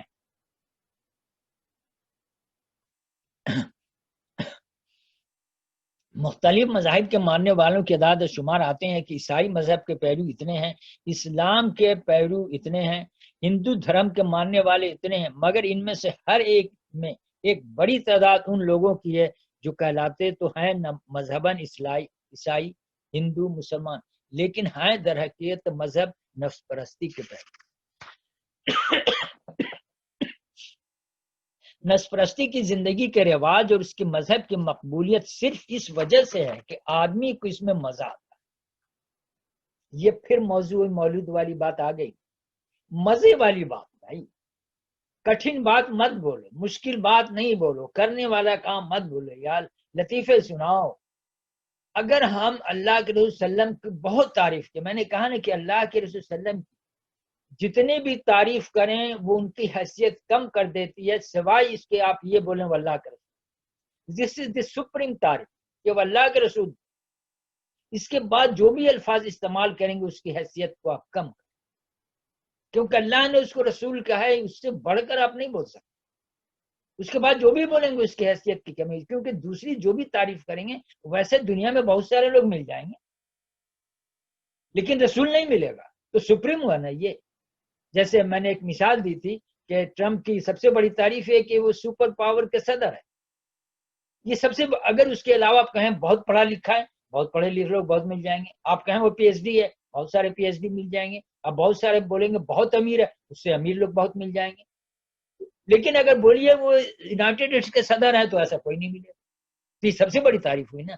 تو اللہ کے رسول کے کی تعریف کرنے کے لیے اگر اس کے علاوہ کوئی لفظ آپ بولتے ہیں تو اس کی تعریف میں آپ کمی کر دیتے ہیں، اضافہ نہیں کرتے۔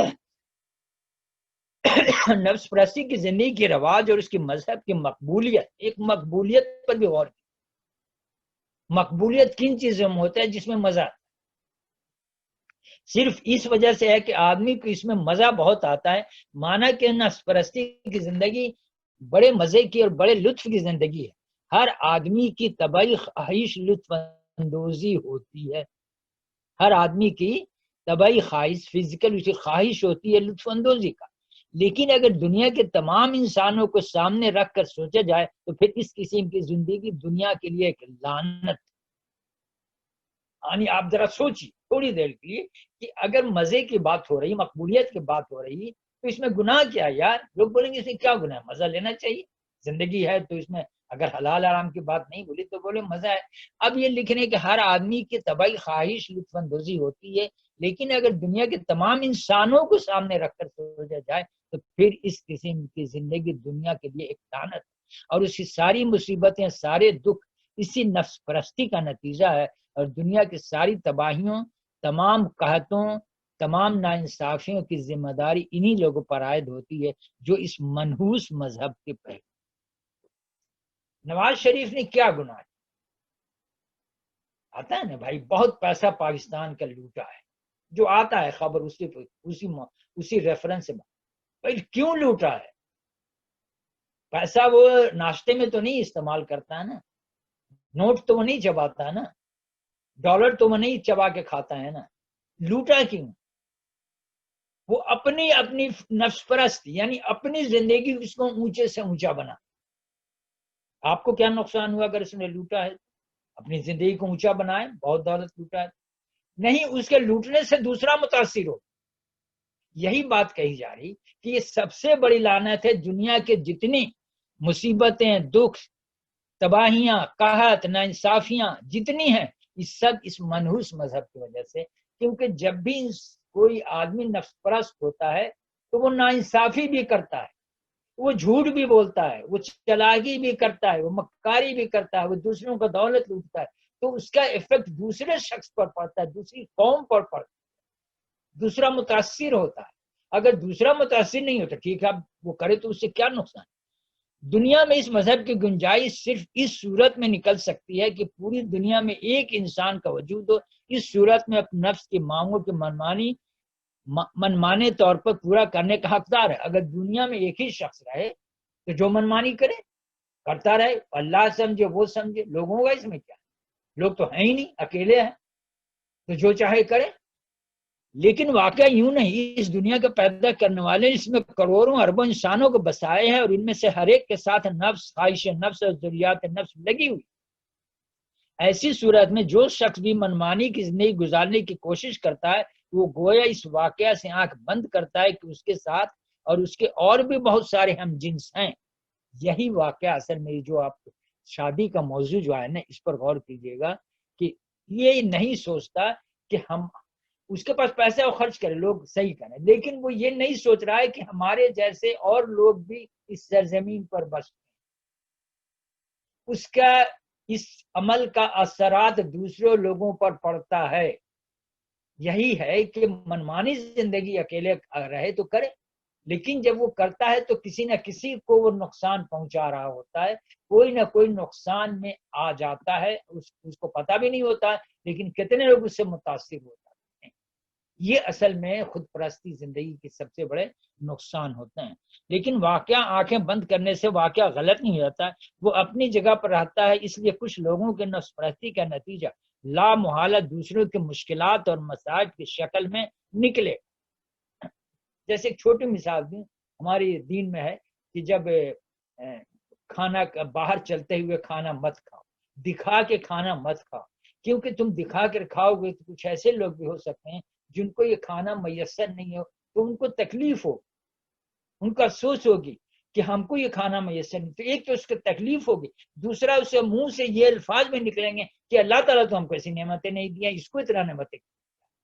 ایسا ہوتا ہے کہ ہمیں تو یہ کھانا میسر نہیں، اس سے کم تھا، اور اس کو اتنا کھانا میسر ہے کہ اتنا لذیذ کھانا اور اتنا افراد کا کھانا اس کے پاس ہے.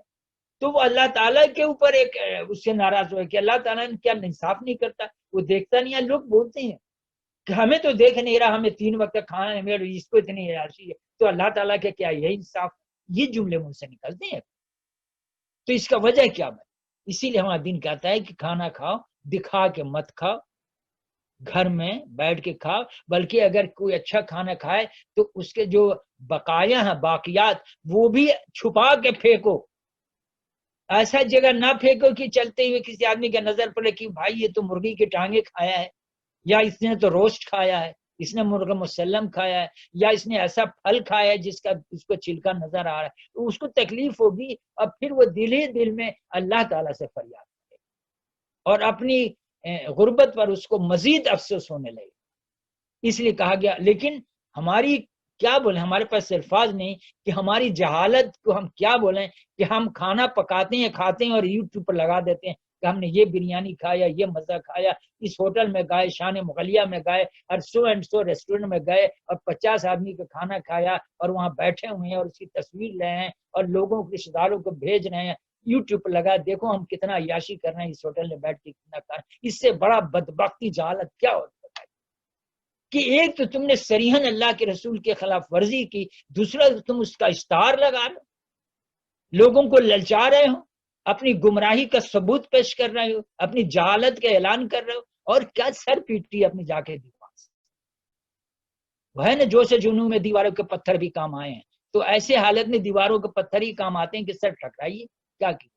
یعنی جہالت کی لمٹ کے اسفل السافلین لقد خلقنا الانسان فی احسن تقویم. ہمیں تو اللہ تعالیٰ نے بڑا اچھا انسان بنایا تھا یار، ہم کہاں جا کے ذلت کے گڑھے میں گر گئے، گندگی میں گر گئے، لت پت ہو گئے. اسفل السافلین لت پت ہو گئے گندگی کی. جہالت کا کام نالائکی کا کام تم اس کا اشتہار بنا رہے ہو یار.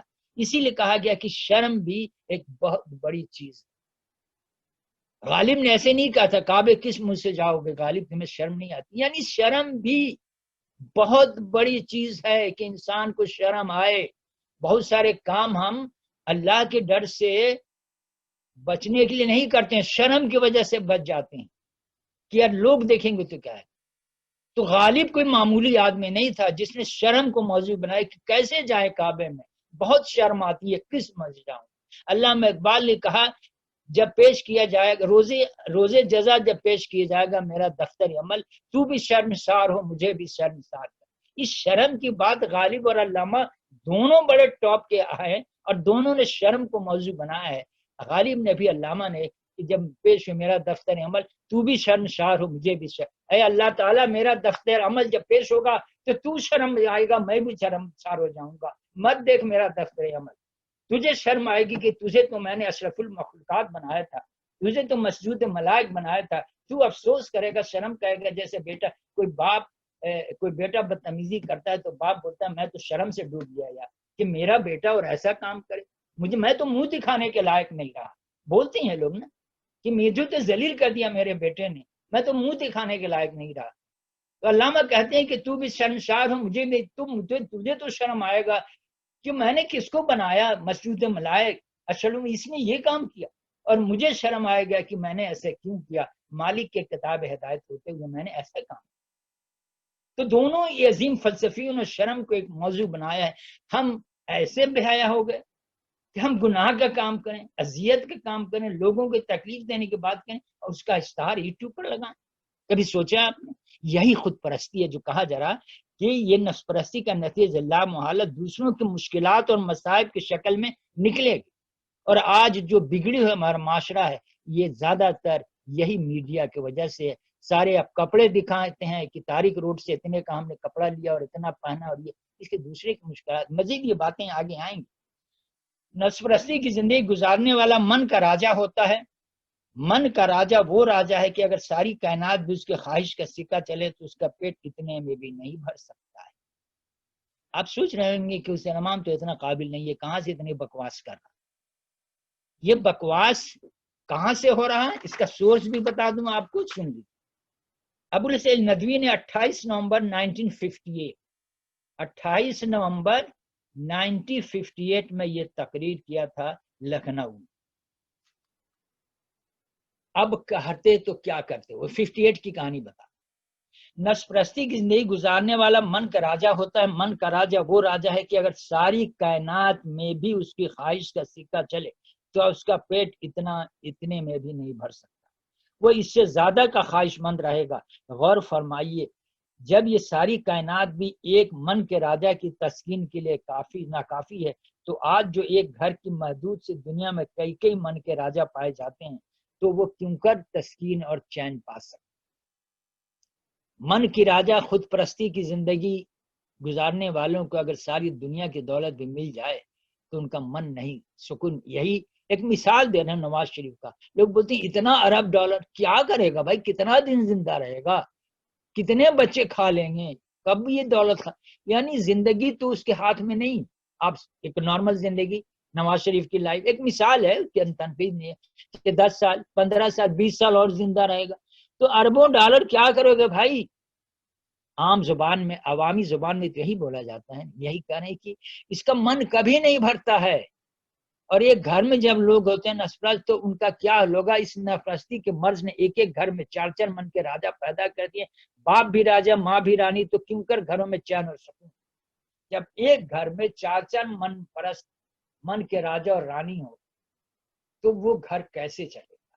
اور میں اس پر نہیں بولوں گا, آپ خود سوچئے کہ آج گھروں میں جو فساد ہے شادی بیاہ رشتے میں یہ کیوں ہے.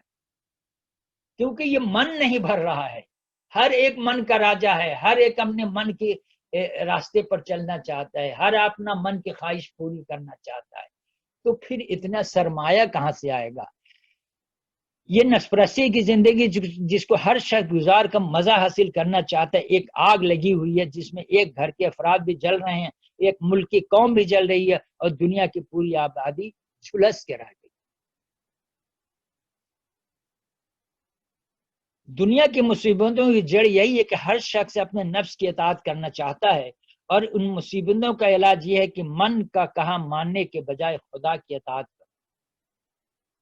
من کی نفس پرستی چھوڑ دو، خود غرضی چھوڑ دو، اللہ کی بات مانو، کیونکہ ٹکراؤ ہے۔ جب heat loss equal to heat gain, ہم نے فزکس میں پڑھا تھا نا کہ لاس اکول ٹو گین، جب آپ کسی کا بیگ چھینتے ہیں اور اس میں سونے کے زراعت آپ کے ہاتھ میں ہوتے ہیں اور کاسات پر چرغا کھاتے ہیں، تو آپ کے ہاتھ میں تو سونے کے زراعت بیچ کے 1,00,000 روپے مل گیا، لیکن کسی کے ہاتھ سے 1,00,000 روپے چلا بھی۔ تو heat loss equal to heat gain کا فارمولا یہ کہ جب گین ہوتا ہے تو لاس کسی کا ہو رہا۔ جب آپ نے نواز شریف سے اتنا ڈالر لے لیا، لوٹ لیا، تو کسی سے اتنا ڈالر لوٹ گیا، ملک کا اتنا ڈالر لوٹ گیا، تو لاس اکول ٹو گین ہوتا ہے ہمیشہ۔ اتنا گین نواز شریف گیا، اتنا لاس قوم کا ہوا۔ تو من کے راجا جتنا گین کرتے ہیں اتنا قوم کا لاس ہوتا ہے۔ بھائی وہ آتا کہاں سے؟ زمین سے تو نہیں آتا نا ڈالر۔ تو من کہلانے کے بجائے خدا کی زندگی گزارو۔ یہ دنیا کروڑوں کی تو کیا 2 آدمیوں کی بھی من مانی کی گنجائش اپنے اندر نہیں رکھتی۔ من کے راجا تھے، پھر آپ پڑھتے ہیں نا فرعون کا، نمرود کا، یہ بھی تو من کے راجا تھے، اور بڑے بڑے گزرے، ہٹلر، میسولینی اور کتنے کے نام۔ تو من کے راجا جو ہے یہ دنیا تو ایک من کے راجا۔ من کے راجا کہتے ہیں کہ آدمی خود ہی خواہش کرتا ہے کہ آدمی خدا بن جائے۔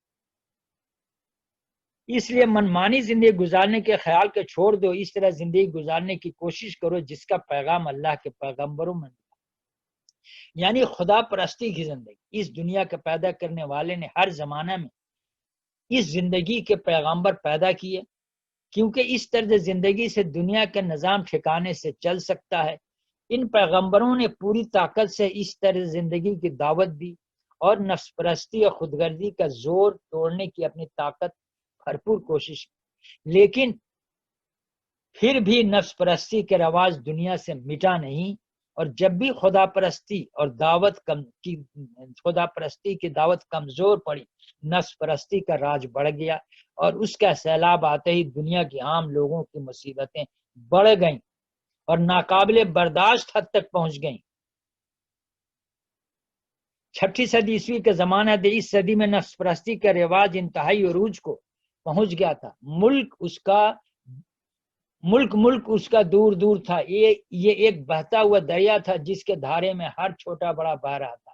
بادشاہی اپنی نفس پرستی میں مبتلا تھی، رعایا کی نقل میں نفس پرستی کا شکار تھی۔ یعنی دیکھیے، بادشاہ اپنی نفس پرستی میں مبتلا تھے، رعایا ان کی نقل میں نفس پرستی کا شکار تھے۔ یعنی جب بڑے لوگ نفس پرست ہوتے ہیں تو چھوٹا اس کے نقالی میں نفس پرست ہوتا ہے۔ ہم وہی کچھ کرتے ہیں جو ہمارے گرو گھنٹال کرتے ہیں۔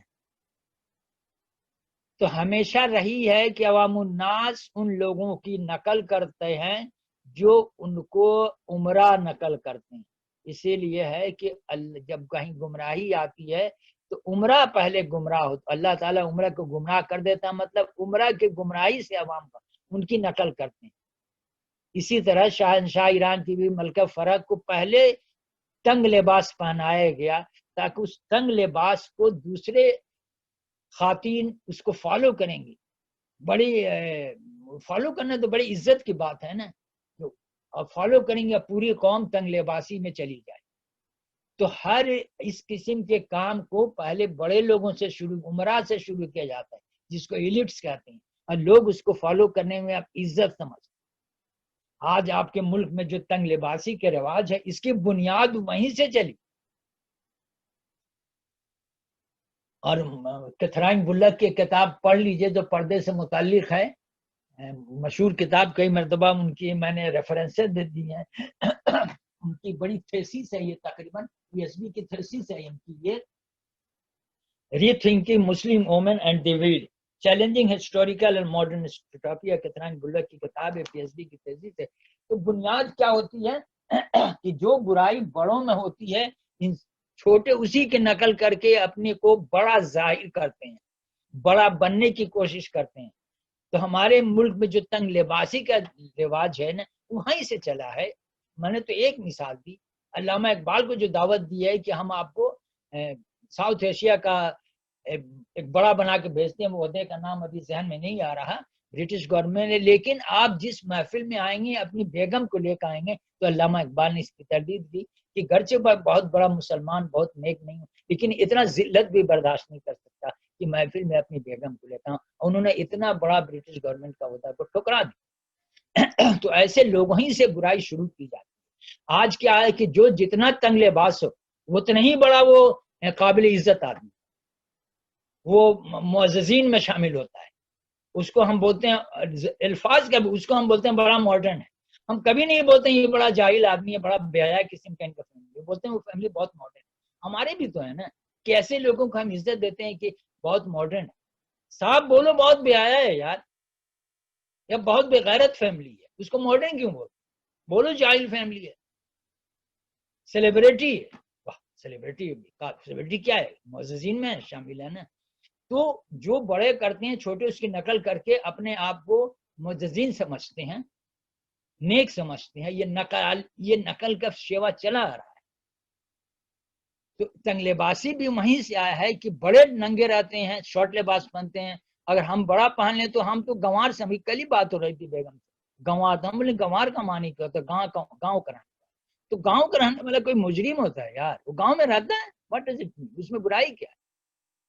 تو اس کو نیچا سمجھیں گے، اس کو اپنے ساتھ بیٹھائیں گے نہیں، اس سے بات نہیں کریں گے. ننگر ہے، کسی بس میں چلے جائیے، اگر ایک خاتون چڑھے تنگ لباس میں ہے، 2 آدمی سیٹ خالی کر دے گا. صاحب ادھر، بیگم صاحب یہاں بیٹھیے، بیگم صاحب یہاں بیٹھیے. آپ برقع پہن کے چڑھیے تو کوئی سیٹ خالی کرے گا، تھوڑا اور بھی دھکا دے گا آگے کر. دس از دی نیچر. یہ ہمارا طریقہ کار ہے. ہم جتنا تنگ لباس ہے اتنا معزز ہے. یہاں کیا لکھیں؟ رعایا کی نقل میں نفس پرستی کا شکار تھے. مثال کے طور پر ایران کا حال انہوں نے بیان کیا ہے. ایران کا قوم کا ہر طبقہ بیمار تھا. وہاں بادشاہ ایران کی نفس پرستی کا حال یہ تھا کہ اس کی بیویوں کی تعداد کئی ہزار. نفس پرستی کا حال یہ تھا کہ بیویوں کی تعداد کئی ہزار تھی. اب بیوی کا مطلب یہ مت سمجھیے گا یہاں جس کا مولوی صاحب نکاح پڑھاتے ہیں وہ بیوی کی بات. بیوی کی بات ہو رہی. بیوی کے کیا ڈیفینیشن تھا بادشاہ ایران کے پاس، شہنشاہ ایران کے پاس؟ I don't know. کیا وہ اس طرح سے نکاح پڑھا کے بیوی بنایا تھا، یا جتنے اس کے محل میں عورتیں تھیں سب اس کی بیوی ہیں، یا شہر کی جتنی خوبصورت لڑکیاں سب کو محل میں جمع کر لیے سبھی اس کی بیوی ہیں؟ What is the definition of بیوی اکارڈنگ ٹو شہنشاہ ایران؟ I don't know. یہاں مفہوم یہ ہے کہ اتنی عورتیں اس کے اثر رسوخ اپنے استعمال کے لیے تھیں. جب مسلمانوں نے اس ملک کو اس مصیبت سے نجات دلانے حملہ کیا اور ایران کا بادشاہ تک چھوڑ کر بھاگا، تو ایسے نازک کا حال یہ تھا کہ اس کے ہمراہ 1000 باورچی تھے، 1000 گویے تھے، اور 1000 باز اور شکرے کے محافظ اور منتظم تھے. ان کے جیسے زرداری کے پاس گھوڑے ہیں، اس کے بعد شکرے اور باز پرندے لوگ پالتے ہیں، اس کے دیکھ بھال کے لیے 1000 نوکر چاکر تھے، اور گانے والوں کی تعداد 1000 تھی. مگر اس پر بھی افسوس تھا کہ بڑی بے سر و سامانی میں نکلا. اس زمانے کے جنرل اور سپہ سالار 1 لاکھ کی ٹوپی اور 1 لاکھ کا وہ پٹکا ایک ہوتا ہے بیلٹ کی طرح جو کندھوں پر لگاتے ہیں، تو اس زمانے کے سپہ سالار 1 لاکھ کی ٹوپی پہنتے اور 1 لاکھ کا ٹپکا لگاتے تھے. اونچی سوسائٹی میں معمولی کپڑا پہننا گویا جرم تھا. لیکن اس طبقے کی نفس پرستی نے عوام کو کن مشکلات میں پیدا کر. اب یہ ٹاپک آئے نا کہ نفس پرستی کی زندگی، منمانے کی زندگی گزارنے سے دوسرے متاثر ہوتے ہیں، عوام متاثر ہوتی ہے، ملک غریب ہو جاتا ہے. تو شاہ ایران کا تو یہ حال تھا، بیویوں کا، فوجیوں کا، 1 لاکھ کا ٹوپی پہننا، اونچی سوسائٹی میں، کم سوسائٹی میں غریب آدمی کپڑا پہننا جرم تھا. لیکن طبقے کی نفس پرستی عوام کو کن مشکلات میں مبتلا کر دیا، اس کا اثرات کیا ہوا، اس کا اندازہ اسے کیجئے کہ کسانوں کا حال یہ تھا کہ وہ لگان بھی نہیں دے سکتے اور زمین چھوڑ کر خانقاہوں اور عبادت گاہوں میں جا بیٹھے تھے. ایسا کیوں؟ اگر وہ اتنا شہنشاہ ایران منمانی کی زندگی گزار رہا تھا، اتنا خرچ کر رہا تھا، تو لوگوں کو یہ حال کیوں ہوا کہ وہ لگان نہیں دے سکتے تھے، خانقاہوں یا عبادات گاہوں میں جا بیٹھتے تھے؟ متوسط طبقے کے لوگ عمرہ کے ریس میں دیوالیے ہو جا رہے تھے، چنانچہ معاشی لوٹ گھسوٹ برپا تھی. کہاں سے پیسے؟ جب عمرہ کی نقل غریب آدمی کرے گا تو پیسے کہاں سے؟ کسی کا بیگ چھینے گا، کسی کی گاڑی چھینے گا، کسی کی موٹر شائنی چھینے گا، کہیں رشوت لے گا، کہیں کوئی نہ کوئی ناجائز ذریعہ ہی سے اتنا پیسہ آ سکتا ہے، جائز طریقے سے تو اتنا پیسہ نہیں ہے. تو پھر ملک میں کیا ہوا؟ چوری، لوٹ گھسوٹ، دغابازی، چوری، مطلب عمر ریس دیوالی ہوا. چنانچہ معاشی لوٹ گھسوٹ پر پڑ گئی. زندگی کیا تھی؟ ایک ریس کا میدان تھا. ظلم اور زیادتی عام تھی. ہر بڑا اپنے چھوٹے کو اور حاکم اپنے کو لوٹنے، اس کا خون چوسنے کی کوشش میں لگا. تو جب بھی کسی کے پاس زیادہ پیسہ ہوا، آپ سمجھ لیجئے کہیں نہ کہیں ناجائز حرکت اس نے کی ہے، ناجائز کام کیا. اگر ناجائز کام نہیں کیا ہے تو بھی اس نے ناجائز کام کیا ہے. کہ جیسے کسی کے پاس اتنی آمدنی ہے کہ $2 ارب خرچ کر سکتا ہے، تو جب اس کی آمدنی زمین سے پودے کی صورت میں نہیں آئی، ٹھیک ہے اس نے بزنس میں جس کا اس کا منافع کیا، اس ریشیو سے اس نے تنخواہ لوگوں کو نہیں. فیکٹری میں منافع ہوا تو جتنا منافع ہوا اسی ریشیو سے تنخواہ اس نے ڈسٹریبیوٹ نہیں، تبھی تو اس کے اکاؤنٹ میں اتنا پیسہ آ گیا.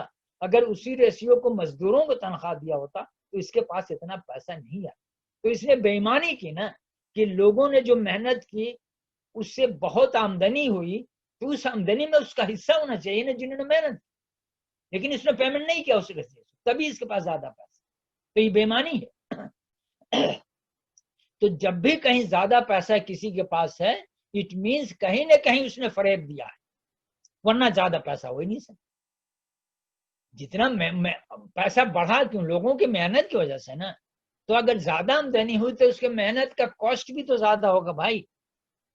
تو جب کوئی مانمانی کی زندگی گزارتا ہے تو دوسرا شہر ملک افیکٹڈ ہوتا ہے، عزت کا معیار کم ہو جاتا ہے. اب ہر آدمی، جیسے آپ اس کو دیکھ کر پریشان ہوئے کہ یہ 1 لاکھ کے ٹوپی پہنتے تھے اور 1.5 پٹکا لگاتے تھے اور اتنا مہنگے کپڑے پہنتے تھے، تو دوسرا جو نقل کرے گا، نہیں پیسہ ہوگا تو چوری چماری کرے گا، اور عزت کا معیار یہی بن جائے گا.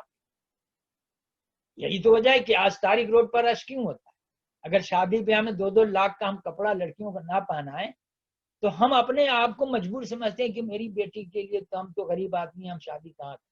حالانکہ جس کا وہ غربت کا تذکرہ کر رہا ہے وہ غربت ہے ہی نہیں، وہ بڑی آرام کی زندگی گزار رہا.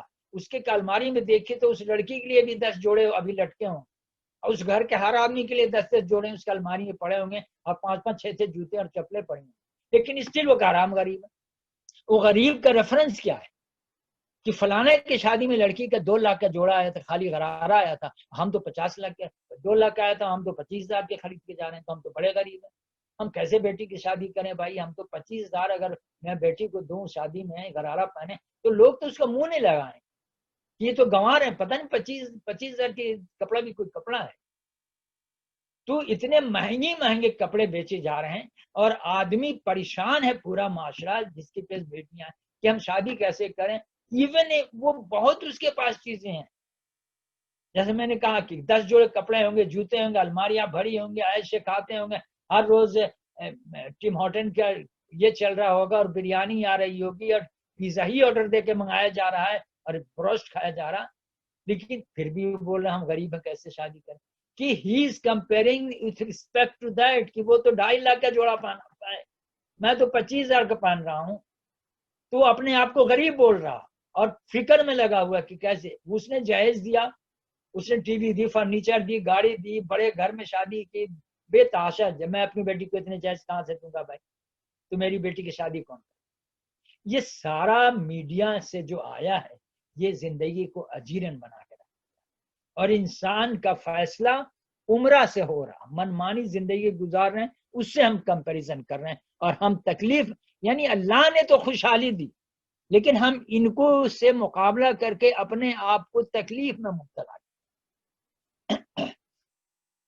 شادی ہال، شادی اب کریں جائیے، نہیں شادی ہال بھی 10 لاکھ کے ہیں. ارے بھائی کیا مسئلہ ہے، تھوڑی دیر گزارنا ہے. تو یہی کریں کہ رعایا نقل میں نفس پرستی کا شکار تھی، اور پورا انسان ایک 24 گھنٹہ ایک عذاب میں، ایک ذہنی کفت میں، ایک پریشانی میں مبتلا ہو جاتا ہے. یہ ہوتا ہے جب ایک آدمی منمانی کی زندگی گزارتا ہے تو دوسرے لوگ متاثر ہوتے ہیں، قوم متاثر ہوتی ہے، مقابلہ شروع ہو جاتا ہے، ایک عذاب ہوتا ہے. اس کا خون چوسنے کو لگا. پوری سوسائٹی میں ایک سڑان پھیلی ہوئی تھی. آپ سمجھتے ہیں کہ ایسی سوسائٹی میں عقائد، اخلاق اور کیریکٹر کیسے پنپ سکتا؟ میں نے جو اشارہ کیا وہ شاید بہت سارے لوگوں کو برا لگے، کیونکہ ہمارے جو ہیڈ آف دی ہاؤس ہیں وہ بھی نہیں بولتے ہیں کہ بھائی تمہاری شادی ہوئی تو تم اس کے یوٹیوب پر اس کا اسٹار کیوں بنا دیا کہ کتنے کا کپڑا تھا، کتنا مہنگی ساڑی تھی اور کتنا مہنگا فلانا. یہ تو انتہائی ظالمانہ اور بغیرتی کا ہے کہ آپ اسٹار دیں اور لوگوں کو مجبور کریں دوسرے لوگوں کو سوچنے پر اور لڑکیوں کو افسوس کرنے پر کہ میرے پاس تو ایسا نہیں ہے، میرا لباس ایسا نہیں، میرا تو اتنے بڑے ہال میں شادی نہیں. لیکن گھر کے بڑے بھی نہیں سوچتے. کھانا اسٹار دیا نہیں، میں ذاتی طور پر مجھے معاف کر، میں اتنا ذلت سمجھتا ہوں کہ آدمی کوئی کھانا کھائے یا اسٹار لگائے اس کا یوٹیوب پر، اس سے بغیرتی زیادہ اور کیا ہو سکتا. ارے کھانا چھپ کے کھاؤ یار، مت دکھاؤ. اللہ کے رسول نے تم دکھانے کو منع کیا، تم اسٹار دنیا کو دکھا رہے ہو. پتہ نہیں اس کا کیا انجام ہوگا. آپ سمجھتے ہیں کہ ایسی سوسائٹی میں عقائد، اخلاق اور کریکٹر کیسے بنا سکتا ہے؟ کس کو آخرت کے فکر اور اخلاقی ذمہ داریوں کا احساس کس کو ہے؟ یہی تو میں بول رہا ہوں، اخلاقی ذمہ داریوں کا احساس کون کرے؟ نام ہوتا ہے اللہ کے رسول. ارے اس نے تو کارٹون بنائے، تو دن بھر کتنے کارٹون بناتے ہو؟ وہ تو لکھ کے پینسل سے کارٹون بناتا ہے نا. ہم تو دن بھر اپنے عمل سے اللہ کے رسول کے کارٹون بناتے ہیں، دن بھر رات بھر ہر روز بناتے ہیں، ہر روز اس کی شکل بگاڑتے ہیں. افسوس نہیں ہوتا؟ اس کو بڑا ہے کارٹون بنا دیا. دن بھر ہم کیا کرتے ہیں، اس کی شکل کتنا بگاڑتے ہیں، کبھی سوچا ہے؟ نہیں سوچا ہے نا. اپنا جرم کب نظر آتا ہے؟ دوسرے کی طرف نگاہ جاتا ہے. آخرت کے فکر اور اخلاقی ذمہ داریوں کا احساس کس کو رہ گیا اس لوٹ گھسوٹ کے بازار میں؟ اگر حسین امام یہ بات بولے اخلاقیات کے تو پاگل نہیں تو کیا کہلائے گا؟ خود اکبر نے لکھا ہے کہ خدا کا نام لیتا ہے اس زمانے میں. ارے ابھی تم خدا کا نام لیتے ہو یار. جا کے تھانے میری رپورٹ لکھوائی ہے کہ اکبر نام لیتا ہے خدا کا اس زمانے میں. ایسے لوٹ گھسوٹ کی بازار میں جہاں دولت کی ریل پور خالی مقابلہ ہو رہا کپڑے کا، زیور کا، جہیز کا، فلانڈ، وہاں اخلاقیات کی بات کرتے ہیں تو آپ سے بڑا گنوار کون ہے؟ آپ سب سے بڑے گنوار کہ آپ نے آج اس دنیا میں ابھی تک کچھ سیکھا ہی نہیں. میں ملیر سے کینیڈا میں آگے بولتے ہیں لوگ، ملیر سے کینیڈا میں آگے، ابھی تک تم ملیر ہی کے ہو یا تم نے تو کوئی ترقی نہیں. مذاق میں میرا بھائی وہاں بولتا ہے ایک ریلیٹیو کہ حسین بھائی تو کراچی آ جاتے ہیں تو وہی روٹی وہی دال کھاتے ہیں، اگر یہی کھانا تھا تو کینیڈا کیوں گئے؟ یہاں تو برگر شرگر کھایا کریں نا. ایک مذاق. تو ہم نے تو کوئی ترقی نہیں کی. ان تمام اعلیٰ چیزوں کو تو وہ نفسرستی کا سیلاب بہا لیے چلے جا رہا ہے. اخلاقیات کو مٹا دیا، لیکن کوئی نہ تھا جو اس سیلاب پر بند باندھتا اور اس کے دھارے کو روک. کون ہے جس کو آگے بند باندھے؟ نفس پرستی کی زندگی، دولت کی ریل پیل کی زندگی، گمراہ. کون اس کے آگے بند باندھے؟ کوئی نہ تھا جو اس سیلاب پر بند باندھتا اور اس کے دھارے کو روکتا. علماء، ادبا، فلسفہ سب اس پر تنکے کی طرح بہ رہے. اب طارق جمیل کہتے ہیں نا، مجھ پر بڑا اعتراض ہے طارق جمیل کا نام لیتے ہیں. بھائی میرا ان سے کوئی دشمنی نہیں ہے، کوئی جائیداد کا مسئلہ نہیں ہے، کوئی مسئلہ ان سے جھگڑا نہیں ہے. لیکن جیسے اس موضوع پر انڈیا کے ایک عالم نے تبصرہ کیا نا کہ ایسے محفلوں میں علماء کو نہیں جانا چاہیے. یہی بات میں نے پہلے کہا کہ برائی کو روکنے کا بہترین طریقہ اللہ کے رسول نے بتایا کہ اس کے ساتھ کوپریٹ مت کرو. نہیں روک سکتے اپنے من میں برا سمجھو، اپنے من میں برا سمجھے تم خود اس میں شامل نہ ہو. اسی تحریک کو گاندھی لے کے چلا، نمک کی تحریک میں ٹالسٹائی نے بھی کہا کہ برائی کو روکنے کا بہترین طریقہ ہے کہ کوپریٹ. یہاں لکھ رہے ہیں کہ علماء، ادبا، فلسفہ سبھی اس رخ پر تنکوں کی طرح بہ رہے. کسی میں ہمت نہ تھی جو دھارے کے رخ کے خلاف تیر کر دکھاتا اور دھارا بھی کون سا پانی کا نہیں، عام رواج کا دھارا. پانی کے دھارے کو روک سکتے ہیں لیکن رسم و رواج کے دھارے کو کون روک؟ یہی تو رسم و رواج کا پھر غالب آئے گا تجھے ہم ولی سمجھتے جو نباد افار ہو کہ رسم و رواج ہی کو ختم کرنے کی اللہ کے رسول آئے تھے. ہم موحد ہیں، ہمارا کیش ہے ترک رسم. ہم توحید کے لیے آئے ہیں، ہمارے رسم و رواج کو چھوڑنا میرا مذہب ہے. ملتیں جب مٹ گئیں یہ زائمہ ہو گئے، لیکن امت کی تباہی ہوئی تو رسم و رواج ایمان کا جز بن گیا. ملتیں جب مٹ گئیں اجزائمہ ہو گئیں، رسم و رواج ہمارا ایمان. اس عظیم فلسفی نے کہا جس کو عام لوگ سمجھتے ہیں ایسے ہی کوڑا کباڑا تھا، غالب کو کوئی پڑھنے کی چیز ہے یار۔ تو کیا ہے کہ پانی کا دھارا تو آپ روک سکتے ہیں، لیکن رسم و رواج کا دھارا روکنا آسان نہیں، تنکے کی طرح آدمی اس میں بہہ جاتا ہے۔ اس کی ایک شخص، ایک شیر دل انسان ہی کر سکتا ہے، اس دھارے کو روک سکتا ہے۔ اللہ کو منظور تھا کہ اس دھارے کا رخ موڑا جائے، اس کام کے لیے اس نے عرب میں ایک انسان کو پیدا کیا، اس کی نبوت عطا کی، اور جس کو محمد بن عبداللہ کے نام سے یاد کرتے ہیں صلی اللہ علیہ وسلم، جنہوں نے دھارے کے خلاف صرف تیر کر ہی نہیں بلکہ اس کا رخ موڑ کر۔ اس وقت کسی ایسے آدمی سے کام نہیں چل سکتا تھا جو دھارے کے رخ کو تو نہ موڑ سکے بلکہ اس میں بہنے والی چیز کو نکال لائے، اس لیے کہ اس وقت کوئی ایسا محفوظ مقام نہ تھا جہاں اس سیلاب کا دھارا نہ چل رہا تھا۔ عبادت گاہوں کلیساؤں تک کو اس میں اپنے سیلاب کے زد میں لے لیا تھا۔ سمندر میں کوئی ٹاپو سے مطلب جزیرہ نہ تھا، اور اگر تھا تو وہ ہر آن خطرے کے زد میں تھا۔ ایمان، اخلاق، شرافت، تہذیب، مختصر الفاظ میں انسانیت کے روح کو اس سیلاب سے بچانے کا کام اگر کوئی شخص کر سکتا تھا تو وہی شخص کر سکتا تھا جس میں دھارے کا رخ موڑ دینے کی ہمت۔ ایسی ہستی اس وقت صرف اللہ کی آخری پیغمبر کی ہستی تھی، جس نے رسم و رواج کے اس دھارے کو جو ایک طوفانی انداز میں نفس پرستی اور خود گردی کی سمت میں بہہ رہا تھا، چند سال کی کوششوں سے خدا پرستی کی طرف پھیر دی۔ ہمیں جو 6 صدی عیسوی کی دنیا کی تاریخ میں ایک دم سے ایک حیرت انگیز انقلاب نظر آتا ہے، جس نے ساری زندگی کو، بالآخر ساری دنیا کو متاثر کیا، اور اب بھی جو کچھ انسانیت اور خدا پرستی کا بچا کچا سرمایہ ہے وہ سب انہی کی محنت کا نتیجہ ہے۔ ممکن ہے آپ میں کسی کوئی شبہ گزرے کہ کہنا تو صحیح نہیں ہے کہ اس زمانے میں عام طور پر لوگ نفس پرستی، خود پرستی، نفس پرستی کی زندگی گزار رہے تھے، کیونکہ وہاں بہت سے دوسرے پرستیاں بھی موجود تھی۔ بہت امپورٹنٹ ہے کہ خود نفس پرستی، خود غرضی کی زندگی نہیں تھی، دوسری خدا پرستیاں، خود پرستیاں، دوسری پرستیاں بھی موجود تھی۔ کچھ لوگ سورج پرست تھے، کچھ لوگ آگ پوجتے تھے، کچھ سلیب کو پوجتے تھے، کچھ درختوں کو پوجتے تھے، اور کچھ پتھروں کی پرستی کرتے تھے۔ ٹھیک ہے، یہ بات اپنی جگہ صحیح ہے، مگر یہ تمام پرستیاں اسی ایک پرستی کی قسمیں تھیں۔ یہ سورج پرستی، پتھر پرستی، درخت پرستی بھی اسی ایک پرستی کی تھی، حصہ تھیں، جس کے عام رواج کا میں دعویٰ کر رہا ہوں۔ یہ ساری پرستیاں اسی لیے کی جاتی تھیں کہ نفس پرستی کی مخالفت نہ تھی۔ یہ important point to be note. یہ خالی بت پرستی اور درخت پرستی، سمندر پرستی، درخت پرستیاں کس لیے کی جاتی تھی؟ آپ کو معلوم ہے، یہ بات پہلے میں نے کہی کہ پتھر کے بت کو کیوں برا کہتے ہو، کیوں اس کو ہتھوڑا مار کے توڑ کے نفرت کرتے ہو؟ وہ بت تو پتھر کا ہے، وہ تو بولتا بھی نہیں بھائی، بولتے ایک معصوم چیز ہے، اس نے کون سا گناہ کیا؟ گناہ تم نے پتھر سے کاٹ کے بت بنایا اور تم اس پر الزام دھر دیتے، وہ خود سے تو نہیں بن گیا، وہ بولتا بھی نہیں۔ جیسے ابراہیم کا واقعہ آپ نے سنا ہی ہوگا کہ سب بتوں کو توڑ کر، تو وہ تو بیچارہ وہ تو اپنی جان بھی نہیں بچا سکتا، اس کو برا کیوں بولتا جب خود بناتے؟ وجہ یہ ہے کہ اس کے کاندھے پر ہم تمام جرم ڈال دیتے ہیں۔ ہم کہتے ہیں کہ یہ بت نے ہم کو ایسا کہنے کے لیے کہا ہے، وہ تو بولتا ہی نہیں تو کہے گا کہاں سے؟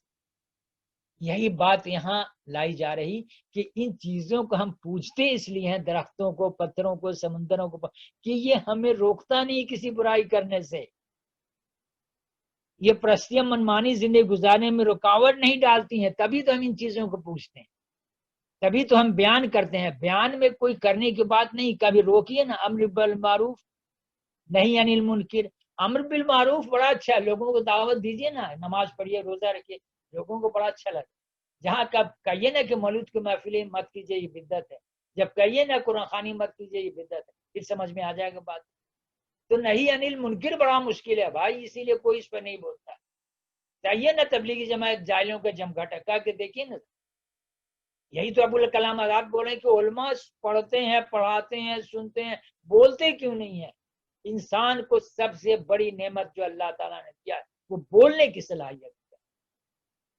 بولنے کی صلاحیت سب سے بڑی نعمت ہے انسان کو دی ہے کہ وہ کمیونیکیٹ کر سکتا ہے، وہ بول سکتا ہے، لیکن یہ کام تو ہم کرتے نہیں۔ بولتے ہی تو نہیں، ہم خاموشی سنتے ہیں. اور جب خاموش رہیے گا تو وہ جھاڑی جو کانٹے دار تھی وہ بہت بڑی ہو گئی، اب اکھاڑے نہیں اکھڑتا وہ. اب ہر ایک کا بولتا ہے کہ ہم تو مدتوں سے سنتے آ رہے ہیں، سارے علماء کہتے ہیں، سارے لوگ سنتے ہیں، اب کیسے اکھاڑیے گا؟ چھوٹائی میں تو گناہ کو اس وقت نہیں روکیے گا نا، تو نہیں رکے گا. جب بند میں ایک چھوٹا سوراخ ہے، پانی باہر آ رہا ہے، اسی وقت بند کر دیں. جب وہ ہول بڑا ہو جائے گا تو پانی جس تیزی سے آئے گا روک نہیں سکتے ہیں.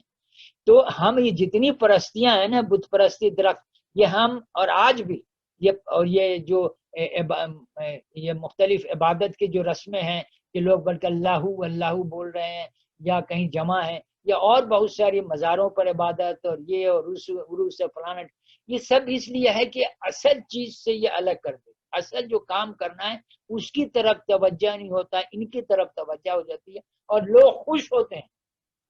خوش اس لیے ہوتے ہیں کچھ کرنے کو نہیں ملا، محنت نہیں کرنی پڑی. اصل کام جو اللہ نے کہا ہے کہ میں انسان کو مشقت نے پیدا کیا، کشمکش کی زندگی، تو وہ کشمکش کی زندگی سے بات بن جاتی. فقیر شہر بھی رہبانیت پہ ہے مجبور. شہر کا فقیر جو ہے وہ ہر رہبانیت پہ آ گیا کہ مار کے زندگی کے ہیں کشمکش، کہ زندگی کا مار کا بہت کشمکش ہے. اسی لیے شہر کا فقیر ہے وہ بولتا ہے یار کون ان چکروں پڑے، رہبانیت اختیار کر لو، مسجد میں بیٹھ کے اللہ اللہ بولتے رہو، بہت سارے شاگرد مل جائیں گے اور بڑا مزہ آئے گا. کوئی خوف، کوئی خطرہ موسم کا بھی نہیں رہے گا، لوگوں کا بھی نہیں رہے گا، پیسہ بھی آتا رہے گا. تو فقیر شہر بھی علامہ نے کہا رہبانیت پہ ہے مجبور، کہ مار کے زندگی کے ہیں کشمکش، بڑی کشمکش کی زندگی. اس میں کون پڑے یار؟ آسان زندگی ہے یہ کہ باندھ دیتے رہو، لوگوں کو مجمع ہے، بکسے میں پیسے بھی آتے رہیں گے اور عزت کا عزت بھی ہم بہت بڑے اسکالر ہیں. اسکالر یہاں تو اسکالر علامہ آپ کو تھوک بھاؤ سے ملے. جس گلی میں جائیے گا 10-12 علامہ تو مل ہی جائے. پتہ نہیں یہ علامہ کی ڈگری کہاں سے ملتی ہے بھائی، ہمیں بھی کوئی علامہ کا ڈگری دے. سبھی علامہ ہیں یہاں، جس کا نام سنو علامہ ہے. ہم تو کہاں سے علامہ کی ڈگری سب کو مل جاتی ہے؟ تو یہاں تو ہر جگہ یہ ہے. یہی چیزیں عوام چاہتی ہیں کہ کوئی محنت اور مشقت کی بات مت کرو. یہ مزیدار بات نہیں ہے. ڈاکٹر اسرار کی تقریر سننے سے مزہ نہیں آتا، بیان سننے سے بڑا مزہ آتا. قصے ہیں نا. تو یہ جتنے پرستیاں ہیں، بت پرستی، بتوں کا اس میں کوئی قصور نہیں ہے. ہم بتوں پر ڈال دیتے ہیں تاکہ ان کے بہانے سے اپنی مرضی کے کام کر سکیں. اس لیے وہ پرستی کے پہلو پر اپنے نفس کی اطاعت بھی کرتے رہتے تھے اور دونوں میں کوئی یہ پرستیاں درخت، سمندر، بت آپ کے راستے میں رکاوٹ نہیں پاتے. بہرحال ہمارے پیغمبر نے اس سیلاب سے لڑنے اور اس کا رخ موڑنے کا بیڑا اٹھایا اور پوری سوسائٹی سے لڑائی مول لی. حالانکہ آپ اپنی سوسائٹی میں بہت مقبول اور ہر دل عزیز تھے، صادق اور امین کے معزز لقب سے یاد کیے جاتے تھے، اس لیے آپ کو ترقی کے بڑے بڑے مواقع حاصل تھے. آپ کو اپنی قوم کا اتنا اعتماد حاصل تھا کہ ترقی کا کوئی اونچے سے اونچا مقام نہ تھا جو آپ کو مل نہ سکتا تھا. مگر یہ سب کچھ جب ممکن تھا جب آپ کی زندگی کا رخ غلط نہ کہتے اور اس کو ایک دوسرے رخ پر موڑ دینے کے عزم و ارادے کا اظہار نہ کرتے. بڑا عزت تھا، بڑا مقام تھا، بڑے اونچے عہدے پر جا سکتے تھے، بڑی لوگوں کی عنایت تھی، لیکن مشروط تھا. آپ کی زندگی کا یہ کب تھا؟ سب کچھ مل سکتا تھا مگر شرط یہ تھا کہ اس زندگی کو غلط نہ کہیں جو وہ گزار رہے تھے. جب آپ کی زندگی کے رخ کو غلط نہ کہتے مگر سب کچھ مل سکتا تھا، اونچا مقام مل سکتا تھا، لیکن یہ شرط یہ تھی کہ جب آپ کی زندگی کے رخ کو غلط، ان کی زندگی کو رخ کو غلط نہ کہتے، ایک کو دوسرے رخ پر موڑ دینے کے ارادے کا اظہار نہ. وہ جیسے چاہے ویسی رہنے دیتے، خود پرستی کی زندگی، نفس پرستی کی زندگی خود گزارنے دیتے، اس میں رکاوٹ نہ بنتے. تو اب بہت نیک آدمی، بڑے اچھے آدمی تھے، بڑی عزت. مگر آپ کو تو اللہ نے کھڑا ہی اس لیے کیا تھا کہ بہاؤ کا رخ پر نہ خود بہیں اور نہ کسی کو بہنے دیں. اس لیے سب سے پہلے تو آپ نے اپنی زندگی کو خدا پرستی کی زندگی کا نمونہ بنا کر پیش کیا اور بالآخر دیگر دھارے کے خلاف پیر کر دکھایا. پھر پوری سوسائٹی کا رخ کو نفس پرستی کی زندگی سے ہٹا کر خدا پرستی کی طرف موڑ دینے کی کوشش شروع کی. اس کوشش کو کامیاب بنانے کے لیے آپ نے 3 بنیادی چیزیں لوگوں کو سامنے پیش کی. اب یہاں سے دشمنی شروع ہوئی، تفرقہ شروع ہوا، اعلان جنگ شروع ہو گئی اسی شخص سے جس کو بڑا مقبول تھا، بڑی عزت تھی، صدیق، اسی سے جنگ شروع ہو گئی۔ کیوں؟ جو شرائط پیش کیے گئے یہ تھا، یقین کرو تمہارا اس ساری دنیا کا پیدا کرنے والا، اس پر حکومت کرنے والا ایک ہے۔ نمبر 2، یقین کرو کہ اس زندگی کے ختم ہونے کے بعد ایک دوسری زندگی ہے جس میں اس زندگی کا حساب و کتاب ہوگا۔ یقین کرو کہ میں اللہ کے بھیجا وہ پیغمبر ہوں، اس زندگی کے متعلق احکام دے کر مجھے بھیجا ہے جس احکام پر مجھے بھی چلنا ہے اور تمہیں بھی چلنا ہے۔ یہ نہیں کہا کہ زندگی کا احکام دے کے بھیجا ہے جس پر تم کو چلنا ہے، کہا کہ اسی پہ احکام پر مجھے بھی چلنا ہے اور تمہیں بھی چلنا ہے۔ یہ 3 ایسی باتیں تھی جو برداشت نہیں۔ آپ نے جب ان چیزوں کا اعلان فرمایا تو سوسائٹی میں ایک ہلچل مچ گیا۔ کچھ مانگ تو نہیں رہا تھا بندہ کہ مجھے پیسے لا کے دو، وہ کہا کہ اس پیدا کرنے والا ایک ہے اور اس کے بعد ہم وہیں جائیں گے اور وہ حساب لے گا، اکاؤنٹیبلٹی ہوگی، اور میرے پاس ایک پیغام آیا ہے اور اس پیغام پر میں بھی عمل کروں۔ یہ نہیں کہ وہ پیغام تمہارے لیے ہے، تمہارے لیے مصیبت ہوگی اور میں عیش کروں۔ وہ کہہ رہا ہے کہ جن کا احکام پر مجھے بھی چلنا ہے تمہیں بھی، یعنی میں تمہارے ساتھ بے ایمانی نہیں کرنا۔ میں روٹی کھاؤں گا تو تم بھی وہی روٹی کھاؤ گے، میں اس سڑک پر پتلی چلوں گا تو تمہیں چلنے کے لیے کہوں گا تو میں بھی اس پتلی سڑک پر چلوں گا۔ میں اگر بارش میں تم کو بھیگنے کے لیے کہوں گا تو میں بھی اس بارش میں بھیگوں گا۔ میرا کوئی الگ مقام نہیں ہے، اسی احکام پر تمہیں بھی۔ یہ تو انصاف کی بات ہے، تم کو جو پیغام دیا گیا اس کو میں بھی فالو کروں گا۔ اگر تم خندق کھودو گے تو میں بھی خندق کھودوں گا، اگر تم بھوکے رہو گے تو میں بھی بھوکا رہوں گا۔ یہ تو بری شرط تو نہیں تھی۔ آپ نے جب ان چیزوں کا اعلان فرمایا تو سوسائٹی میں ایک ہلچل مچ گئی، مخالفین اٹھ کھڑی ہوئی، اس لیے کہ یہ نعرہ ان کی زندگی کے آرام میں خلل ڈالنے والا۔ اب میں نے جنہیں بولا میری باتیں نہیں اچھی لگی، بہت سارے گھروں میں اعتراض ہو، یار ہم تو کھانے بنا بنا کے کئی قسم کے یوٹیوب پر دکھاتے تھے، امام صاحب نے تو اس کو بڑا ذلیل کر دیا۔ ہم تو کپڑے اور شادیوں کے تصویریں بنا کے دکھاتے تھے، اس پر بھی راستہ روک دیا، تو مزہ ہی زندگی کا ختم ہو۔ پھر ہم اتنے مہنگا خریدیں کیوں جب دکھا ہی نہیں سکے، ہم اتنے مہنگے کھانے کیوں جب دکھا ہی نہیں سکے، تو مزہ کہاں ہے؟ یہ مزہ جو ہے نا بڑی ذلیل چیز۔ یہ نعرہ ان کی زندگی کے آرام میں خلل ڈالنے والا تھا۔ سارا زمانہ جس رخ پر بہ رہا تھا اس کو چھوڑ کر دوسرا رخ اختیار کرنا کوئی آسان کام تو نہ۔ زندگی ایک طرز پہ گزر رہی تھی، عیش پسندی کی زندگی، خود پرستی، نفس کی زندگی، خدا کی زندگی، لوٹ کھسوٹ کی زندگی۔ جب مال لوٹتے ہیں تو کوئی لوٹتا بھی ہے، اس کا خیال رکھیں۔ جب آپ آسان زندگی گزارتے ہیں کہ کسی مشکل میں ڈال رہے ہیں کسی کو آپ۔ اسی لیے میں نے فزکس کا قانون بولا کہ heat loss equal to heat gain. آسان کام نہ تھا، زندگی کے کشتی بہاؤ پر بلا دقت چلی جا رہی تھی۔ انہیں کیا پڑی تھی کہ بہاؤ کے خلاف اپنی کشتی چلا کر دقتیں خطرات مول لیں۔ یہ خطرات مولا نا، وہ لوگ جو زندگی سے امین اور صدیق اور عزت تھا، مقام تھا، وہ سارا ایک تنکے کی طرح بہ گیا۔ اب لوگ اس کو دشمن اپنے ظالم سمجھنے لگی۔ کہاں سے آ گیا یار، ہم آرام کی نیند سو رہے تھے، اچھی شادی، یہ تو لا کے معاشرے میں فساد برپا کر دیا۔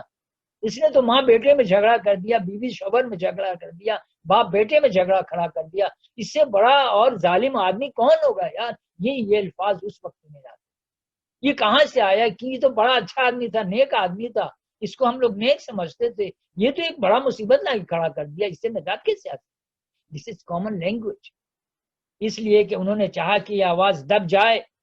کچھ لوگوں نے آپ کی نیت ہی پر شبہ کیا، ان کی سمجھ میں نہیں آتا تھا کہ دیکھنے میں ایک انہی جیسا انسان اتنا صاحب عزم بھی ہو سکتا ہے۔ زندگی کی اس طوفانی دھارے کا رخ موڑنے کی ٹھانی جس میں صرف ہم ہی نہیں، دنیا کے ساری قومیں، ان کے علماء، ان کے حکماء، ان کے احبار رہبان، ان کے ائمہ تہذیب اور سیاست، ان کے عقائد و اخلاق، ان کے علوم اور فلسفے، ادب اور خش و خشاع کی طرح بہے جا رہے تھے۔ اس دعوے میں کسی شخص کو مخلص ماننے سے قطعاً عاجز ہے۔ شک ہونے لگا یہ شخص کوئی سازش کر رہا، سارے کی زندگی برباد کیا۔ ایک معاشرہ جو بالکل سکون کی زندگی گزار رہا تھا، اس معاشرے میں اس نے کہاں سے آ گیا کہ ایک نفس پرستی کی زندگی سے ہٹا کر خدا پرستی کی طرف ہم لوگوں کو لے جانے لگا۔ عدل اور انصاف کی بات کرنے لگا، کہنے لگا کہ ایک احکام ہے جس کو میں بھی فالو کروں تم بھی، یہ اکاؤنٹیبلٹی کی بات کرنے لگا۔ یہ تو بڑا عجیب قسم کی بات ہے۔ یہ سارے لوگ اس کے خلاف ہو گئے، اس لیے انہوں نے سمجھا کہ اس دال میں کچھ کالا ضرور ہے، ہو نہ ہو اس بلند دعوے کے پیچھے کچھ اور مقاصد، کوئی اور خواہش کام کر رہے ہیں۔ اس لیے انہوں نے ایک وفد نبی صلی اللہ علیہ وسلم کے پاس بھیجا جس نے اپنے خیال کے مطابق 3 بڑی چیزیں آپ کے سامنے پیش کی۔ کیا کریں؟ اس نے کہا کہ اگر آپ کا مقصد اس قسم کے باتوں سے یہ ہو کہ آپ کو اپنا سردار تسلیم کر لیں تو چھوڑیے ان باتوں کو، ہمیں یہ منظور ہے، یا اگر آپ بہت سے مال و دولت کے طالب ہوں تو ہمیں یہ بھی منظور ہے، اور اگر آپ کسی حسین عورت کے خواہش مند ہیں تو وہ بھی منظور ہے۔ ہم ملک کی سب سے حسین عورت آپ کے سامنے پیش کریں گے۔ جو یہ نئی بات ٹھاننی شروع کی اس سے دستبردار ہو جائیے، مگر اللہ کے اس سچے رسول اور خدا پرستی یہ سب سے بڑے علم بردار نے نہایتی بے نیازی سے جواب دیا، میں تم سے کچھ لینا نہیں چاہتا، تمہیں کچھ دینا چاہتا ہوں، تمہیں موت کے بعد زندگی میں راحت ملے، اور میری ان باتوں کا قبول کرنے پر موقوف ہے۔ آپ کی زبان ہی نہیں بلکہ آپ کی پوری زندگی نے ان لوگوں کے ساتھ اس خیال کی تردید کی کہ آپ دنیا کی کسی چیز کے خواہش مند۔ مخالفت نے اتنی شدت اختیار کی کہ آپ کو مکہ چھوڑ کر مدینے جانا پڑا، مگر خدا پرستی کی دعوت نہیں چھوڑا۔ مخالفین کو اندازہ نہیں تھا کہ آپ نفس پرستی، خود غرضی کی زندگی سے کتنے اس دھارے کے مخالف سمت میں ترنے کی آپ میں کتنی طاقت تھی اور کتنا عزم۔ آپ خود غرضی اور نفس پرستی سے اتنے دور تھے کہ جب مکہ چھوڑنے کے کچھ سال بعد آپ مکہ میں آئے اور فاتحانہ حیثیت سے آئے، اب مخالفوں کو مغلوب کر کے آئے، تب بھی آپ کو خدا پرستی کی شان میں ذرا برابر فرق نہ۔ تو یہ خدا پرستی اور نفس پرستی، خود غرضی کی زندگی، یہ سب سے بڑا ایک عذاب، ایک گمراہی۔ آپ نے فرمایا گھبراؤ نہیں، میں قریش کے اس غریب عورت کا بیٹا ہوں جو سوکھا گوشت کھایا کرتی تھی۔ تھنک اباؤٹ دیٹ، اس کو سوچئے کہ اللہ کے رسول کے ہم کتنے کارٹون بناتے ہیں دن بھر، کتنے انسلٹ کرتے ہیں دن بھر میں، کیوں نام لیتے ہیں اس کا، کس منہ سے نام لیتے ہیں اس کا؟ کم سے کم انکار کر دو اس کا نام لینے سے، تو اس کے نام کے ساتھ جوڑو نہیں اپنے آپ کو، اور جوڑو تو ایسی ذلیل حرکت، کیونکہ نام تمہاری حرکت سے اس کی شکل بگڑ جاتی ہے، اس کا کارٹون بن جاتا ہے، قلم سے نہیں بنتا ہے، اخبار میں بنتا ہے، میڈیا میں بنتا ہے، دنیا میں بن جاتی ہے، ہم بناتے ہیں اس کی کارٹون ہر روز اپنے عمل سے، لیکن ہم نے کبھی نہیں سمجھا۔ وہ کہتا ہے کہ میں اس غریب عورت کا بیٹا ہوں جو سوکھا گوشت کھایا کرتی تھی۔ سوچنے کی کیا کوئی فاتح ایسے وقت میں ایسی بات کہہ سکتا ہے؟ فاتح کوئی ایسی بات اپنی انٹروڈکشن ایسے کرائے گا؟ میں اس بڑھیا کا بیٹا ہوں جو سوکھا گوشت کھاتی تھی۔ کوئی مثال ملتی ہے دنیا میں؟ کوئی امیر آدمی بولے گا ارے ہم تو ایک ملک سے دوسرے ملک میں جاتے ہیں تو کبھی نہیں بتاتے کہ ہم ملیر کے رہنے والے ہیں، یا ہم کھوکھڑا پار کے رہنے والے ہیں، یا کسی میرا باپ ایک غریب آدمی تھا، یا میں کھیت کھلیاں، ہم تو یہ چھپاتے ہیں کہ یہ ظاہر نہ ہونے پائے کہ میری عزت پہ کمی آ جائے گی، لوگ ہم کو گھٹیا سمجھیں گے، غریب غربا سمجھیں گے۔ وہ فاتح جو مکہ فتح کے وہ کر ہم تم بڑھیا کے بیٹے ہیں جو گوشت کھایا کرتی تھی سوکھا۔ کس کو پوچھ رہے ہیں؟ کیا پوچھ رہے ہیں؟ کس کی آپ سنت پہ عمل کر رہے ہیں؟ کیا کلمہ پڑھ رہے ہیں؟ آدھا کلمہ تو ہم بیکار ہی پڑھتے ہیں، ذرا بھی نہیں سمجھتے۔ کوئی فاتح ایسی وقت میں ایسی بات کہہ سکتا ہے جس سے اس کا روب لوگوں پر سے اٹھ جائے؟ ایسے وقت میں تو کوشش کی جاتی ہے کہ زیادہ سے زیادہ روب ڈالا جائے۔ آپ آج بھی دیکھتے ہیں اور آج سے پہلے کا حالات تاریخ پڑھ سکتے ہیں کہ جن لوگوں کے ہاتھ میں حکومت اور اقتدار آ جاتا ہے ان کی آل اولاد تک اسے کتنا نفع اٹھاتی ہے۔ میں اس کا ایکسپلین کیا کروں گا، خود دیکھ۔ ہم تو بڑھ چڑھ کر اپنی تعریفیں کرتے ہیں، اپنی اولاد کو بھی فائدہ پہنچاتے ہیں، کوئی ایسا روب دبدبا قائم کرتے ہیں، اپنی کمزوریاں نہیں بتاتے ہیں۔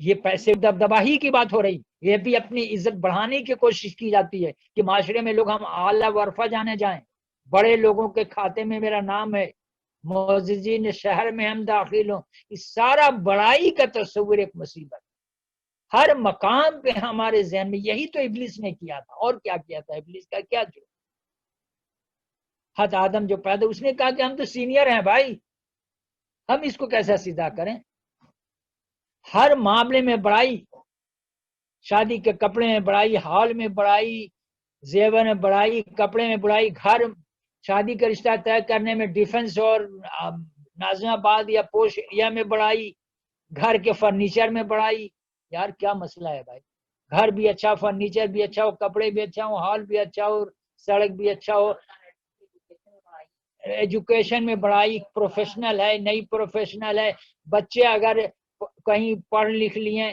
تو اپنا ایڈریس کھوکھرا پارک کا نہیں دیتے ہیں، اپنے چچی کا ایڈریس دیتے ہیں نازم آباد، کہ اگر کھوکھرا پارک کا ایڈریس دے دیں گے تو انٹرویو میں کال کیا جائے۔ یار مسئلہ کیا ہے، کھانے میں بڑائی، کتنے آئٹم بنے شادی میں، 20 آئٹم بنے یا 25 آئٹم بنے، ارے بھائی، اور اس پر بھی لعنتی ایسے کہ بولتے ہیں کہ غربت بہت ہے، مہنگائی بہت۔ یار لہسن پیاز کو مسئلہ یہ ہے نا کہ ہماری تنخواہ 20% بڑھ گئی، 100 سے 120 ہو گیا، جب لہسن اور پیاز اور دھنیا خریدنے جاتے ہیں تو اس کو بولتے ہیں وہی دام تو جو پہلے دیتے تھے، اگر اس سے ذرا بھی بڑھا دی، اس کی تنخواہ تو کسی نے نہیں بڑھائی، اس کے اماؤنٹ پرائز تو بڑھائے نہیں، تو وہ تو خود ہی بڑھائے گا نا بھائی۔ تو اگر 1 روپے سے 1 روپے 20 پیسے مانگ لیا، تم بولتے بڑا مہنگا ہو گیا، تم نے تنخواہ تو اتنا بڑھا لیا، اس کا کون بڑھائے؟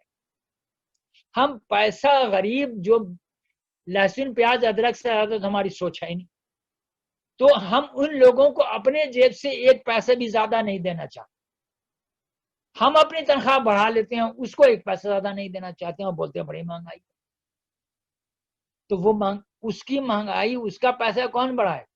تاریخ روڈ پر کپڑا خریدنے میں 2.5-3 لاکھ کا جوڑا کسی کم وقت نے کہا ہے مہنگائی ہو گئی؟ شان مغلیہ میں اور کون کون سے، ہم کو تو نام بھی نہیں یاد ہے یار، کراچی میں کتنے بڑے بڑے ریسٹورنٹ ہیں، ان کم وقتوں نے جا کے 20-20 ہزار کے ایک وقت میں کھانا کھا لیتے ہیں، کم وقتوں نے کہا ہے بڑی مہنگائی ہے۔ میں وہ باتیں کر رہا ہوں جو میرے تجربے میں ہے، اور ظاہر میرے تجربے میں آنے کا مطلب نہ میں نے کوئی نام بھی نہیں جانتا ان کا، سنتا ہوں اور ظاہر بات ہے سنوں گا وہیں جو اپنے قریبی فیملی میں ہو رہا ہوتا ہے، دوسروں کا تو نہیں بات۔ تو میرے قریبی فیملی میں جاننے رشتے میں جو بات ہوتی ہے، پتہ نہیں شان مجھے تو ایک ہی زبان پر شان مغلیہ پتہ نہیں کراچی میں کتنے ہیں، سر 20-20 ہزار کے جا کے کھانا کھا لیتے ہیں اور بولتے نہیں ہیں مہنگائی، 8-8 لاکھ 10 لاکھ 4 لاکھ کا ہال بک کرا لیتے ہیں، بولتے ہیں مہنگائی ہے۔ کم وقتوں کا مہنگائی نظر آتا ہے، صرف ادرک اور لہسن پیاز ہی مہنگائی نظر آتی ہے، جس کو ہم 4 روپے کی جگہ 5 روپے دے دیں تو کیا ہو جائے گا تمہاری تنخواہ؟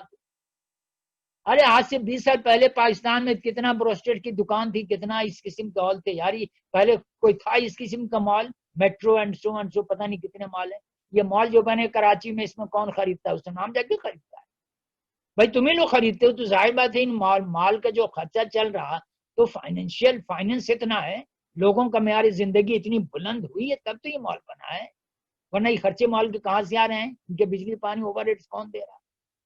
عیاشی کی زندگی ہے، دل کی آزادی، شہنشاہی، شکم سمان موت، ایک راستے کا چلنے والا آدمی نہیں کہہ رہا، علامہ کا، جس قوم میں لذت اور پیٹ بڑھ جاتی ہے وہ قوم مر جاتی ہے، دفن ہو جاتی ہے، شکم سمان موت، اس کا محور سوچنے کا صرف کھانا ہوتا، اسی لیے بڑے بڑے ریسٹورنٹ بنے ہیں۔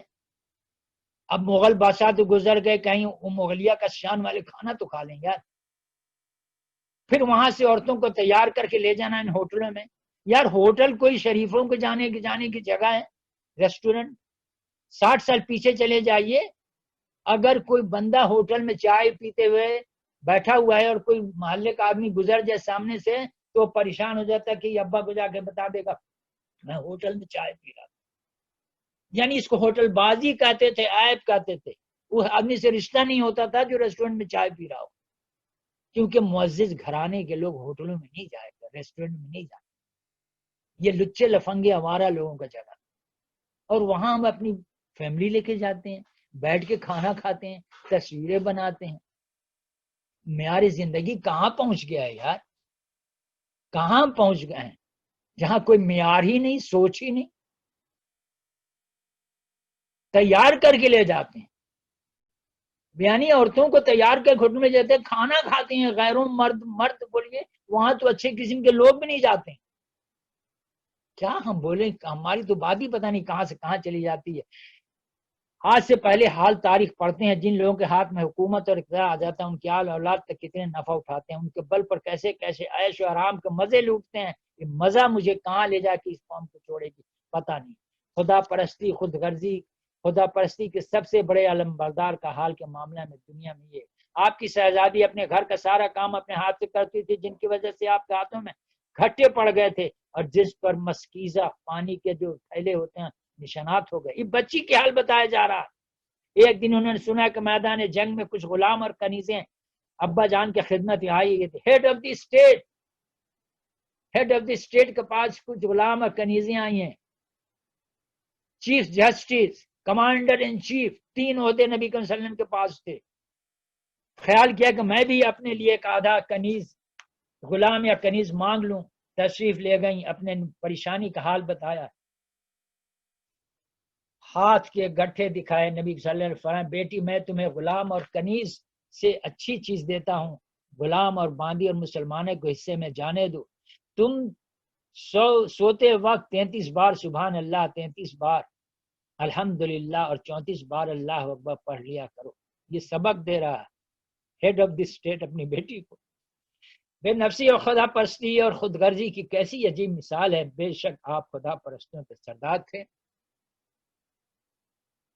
کیا کوئی پھر بھی آپ کی بے نفسی پر حرف لا سکتا ہے؟ دوسروں کے حق میں یہ فیاضی اور اپنے اولاد کے لیے فکر و فاقہ و غربت کی ترجیح دینا پیغمبر ہی کی شان.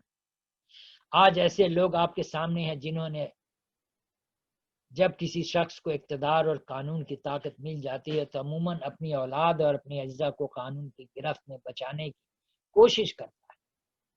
یہ ساری چیزیں ہم کس لیے پڑھ رہے ہیں؟ اس لیے کہ ہم پڑھتے ہیں لا الہ الا اللہ محمد رسول اللہ، یہ آخری جملہ نہیں پڑھتے تو پھر یہ شرائط بھی نہیں ہوتی. ہم تو آخری حصہ بھی پڑھ لیتے ہیں محمد رسول اللہ، اس کو پڑھ کر تو اپنے اوپر لازم کر لیتے ہیں کہ ہم اس کو فالو کریں گے. ہم اور اللہ کے رسول کے بیٹی کی خواہش دیکھیے اور ہمارے یہاں عورتوں کے حال دیکھیے.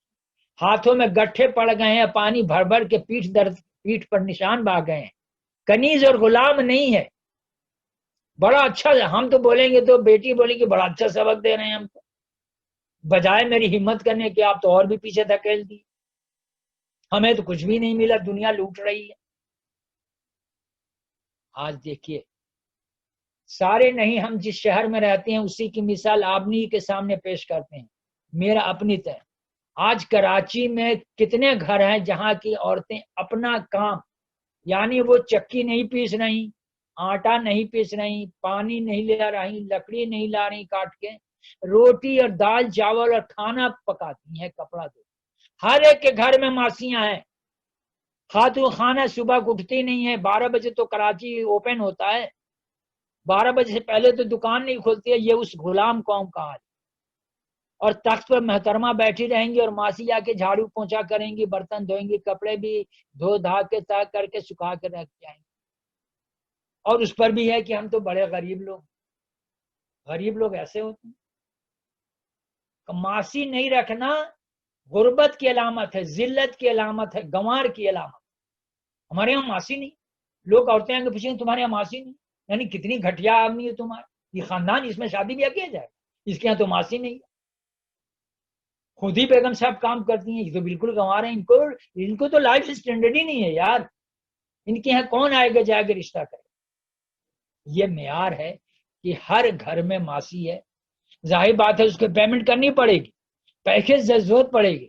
جب پیسہ دینے کا وقت آئے گا تو بولیں گے بڑی مہنگائی ہے، بڑی غربت ہے. جو بیٹھ کے عیاشی کر رہی تھی کس کا کام تھا یہ گھر کا کام کرنا؟ کیونکہ اس وقت ویڈیو پہ فلم دیکھنا ہے، ڈرامہ دیکھنا ہے، یا کم وقت یہ واٹس ایپ پہ کہا گیا ہم مردود یہ ایک عذاب. ارے پہلے پیسہ دے کے ٹیلی فون کرتے تھے تو احتیاط کرتے تھے نا کہ ٹیلی فون کریں گے پاکستان. تو ہم جب آئے تھے تو $2.5 پر منٹ تھا. اب کم وقت ٹیلی فون فری ہو گیا انٹرنیٹ. تو یہ ساری عورتیں سارا دن ٹیلی فون پہ بات کرتی ہیں کیونکہ پیسہ نہیں دینا. خالی گپ شپ بکواس ٹیلی فون پر ہوتا ہے کیونکہ یہ پھر ایک ایک نعمت ایک عذاب بن. صرف بکواس اور سارا دن بکواس اور لوگوں کا کام کاج سے جی چرانا, دس از دی ٹاپک. اللہ کے رسول صلی اللہ علیہ وسلم کی بیٹی کی بات ہو رہی ہے. کیا بات تھی بھائی کہ یہ کنیز بھی نہیں ملی, یعنی الٹا سبق دے دیا گیا. کیا بھائی کہ آپ 3 مرتبہ سبحان اللہ پڑھ لیجئے, الحمدللہ پڑھ لیجیے, اللہ یہ ہمارا کریکٹر, یہ ہم کرتے ہیں. پھر ہم چیختے کیوں ہیں؟ ہم جب چیخیں تو پھر یہی ہے, مت بولیے مہنگائی بڑھ گئی ہے, یہ بڑھ گئی, وہ بڑھ گئی. سوچئے کہ جب ہم کلم پڑھتے ہیں تو آخری حصہ کیا ہے اور ہم کیا کر رہے ہیں, ہماری زندگی کیسے گزر رہی, ہم کتنے بدنامی کی زندگی گزر رہے ہیں. سوچئے کیا ہے. بات ختم ہوتی ہے لیکن یہ ختم نہیں ہوئی بات. یہ خود غرضی یا خود پرستی کی زندگی ختم نہیں ہوئی. یہ آئندہ بھی گفتگو ہوگی, لیکن بات یہ ہے جو سوچنے کا ہے. جو سوچ یہ تو تمام جسم ہی داغدار ہے لیکن جسم کے کپڑے پر کوئی داغ نہیں. جو سوچئے تو سلوٹوں سے بھری ہوئی ہے تمام روح, جو دیکھیے تو ایک شکن بھی نہیں ہے لباس میں. لباس بہت اچھا ہے لیکن اندر اللہ. السلام علیکم.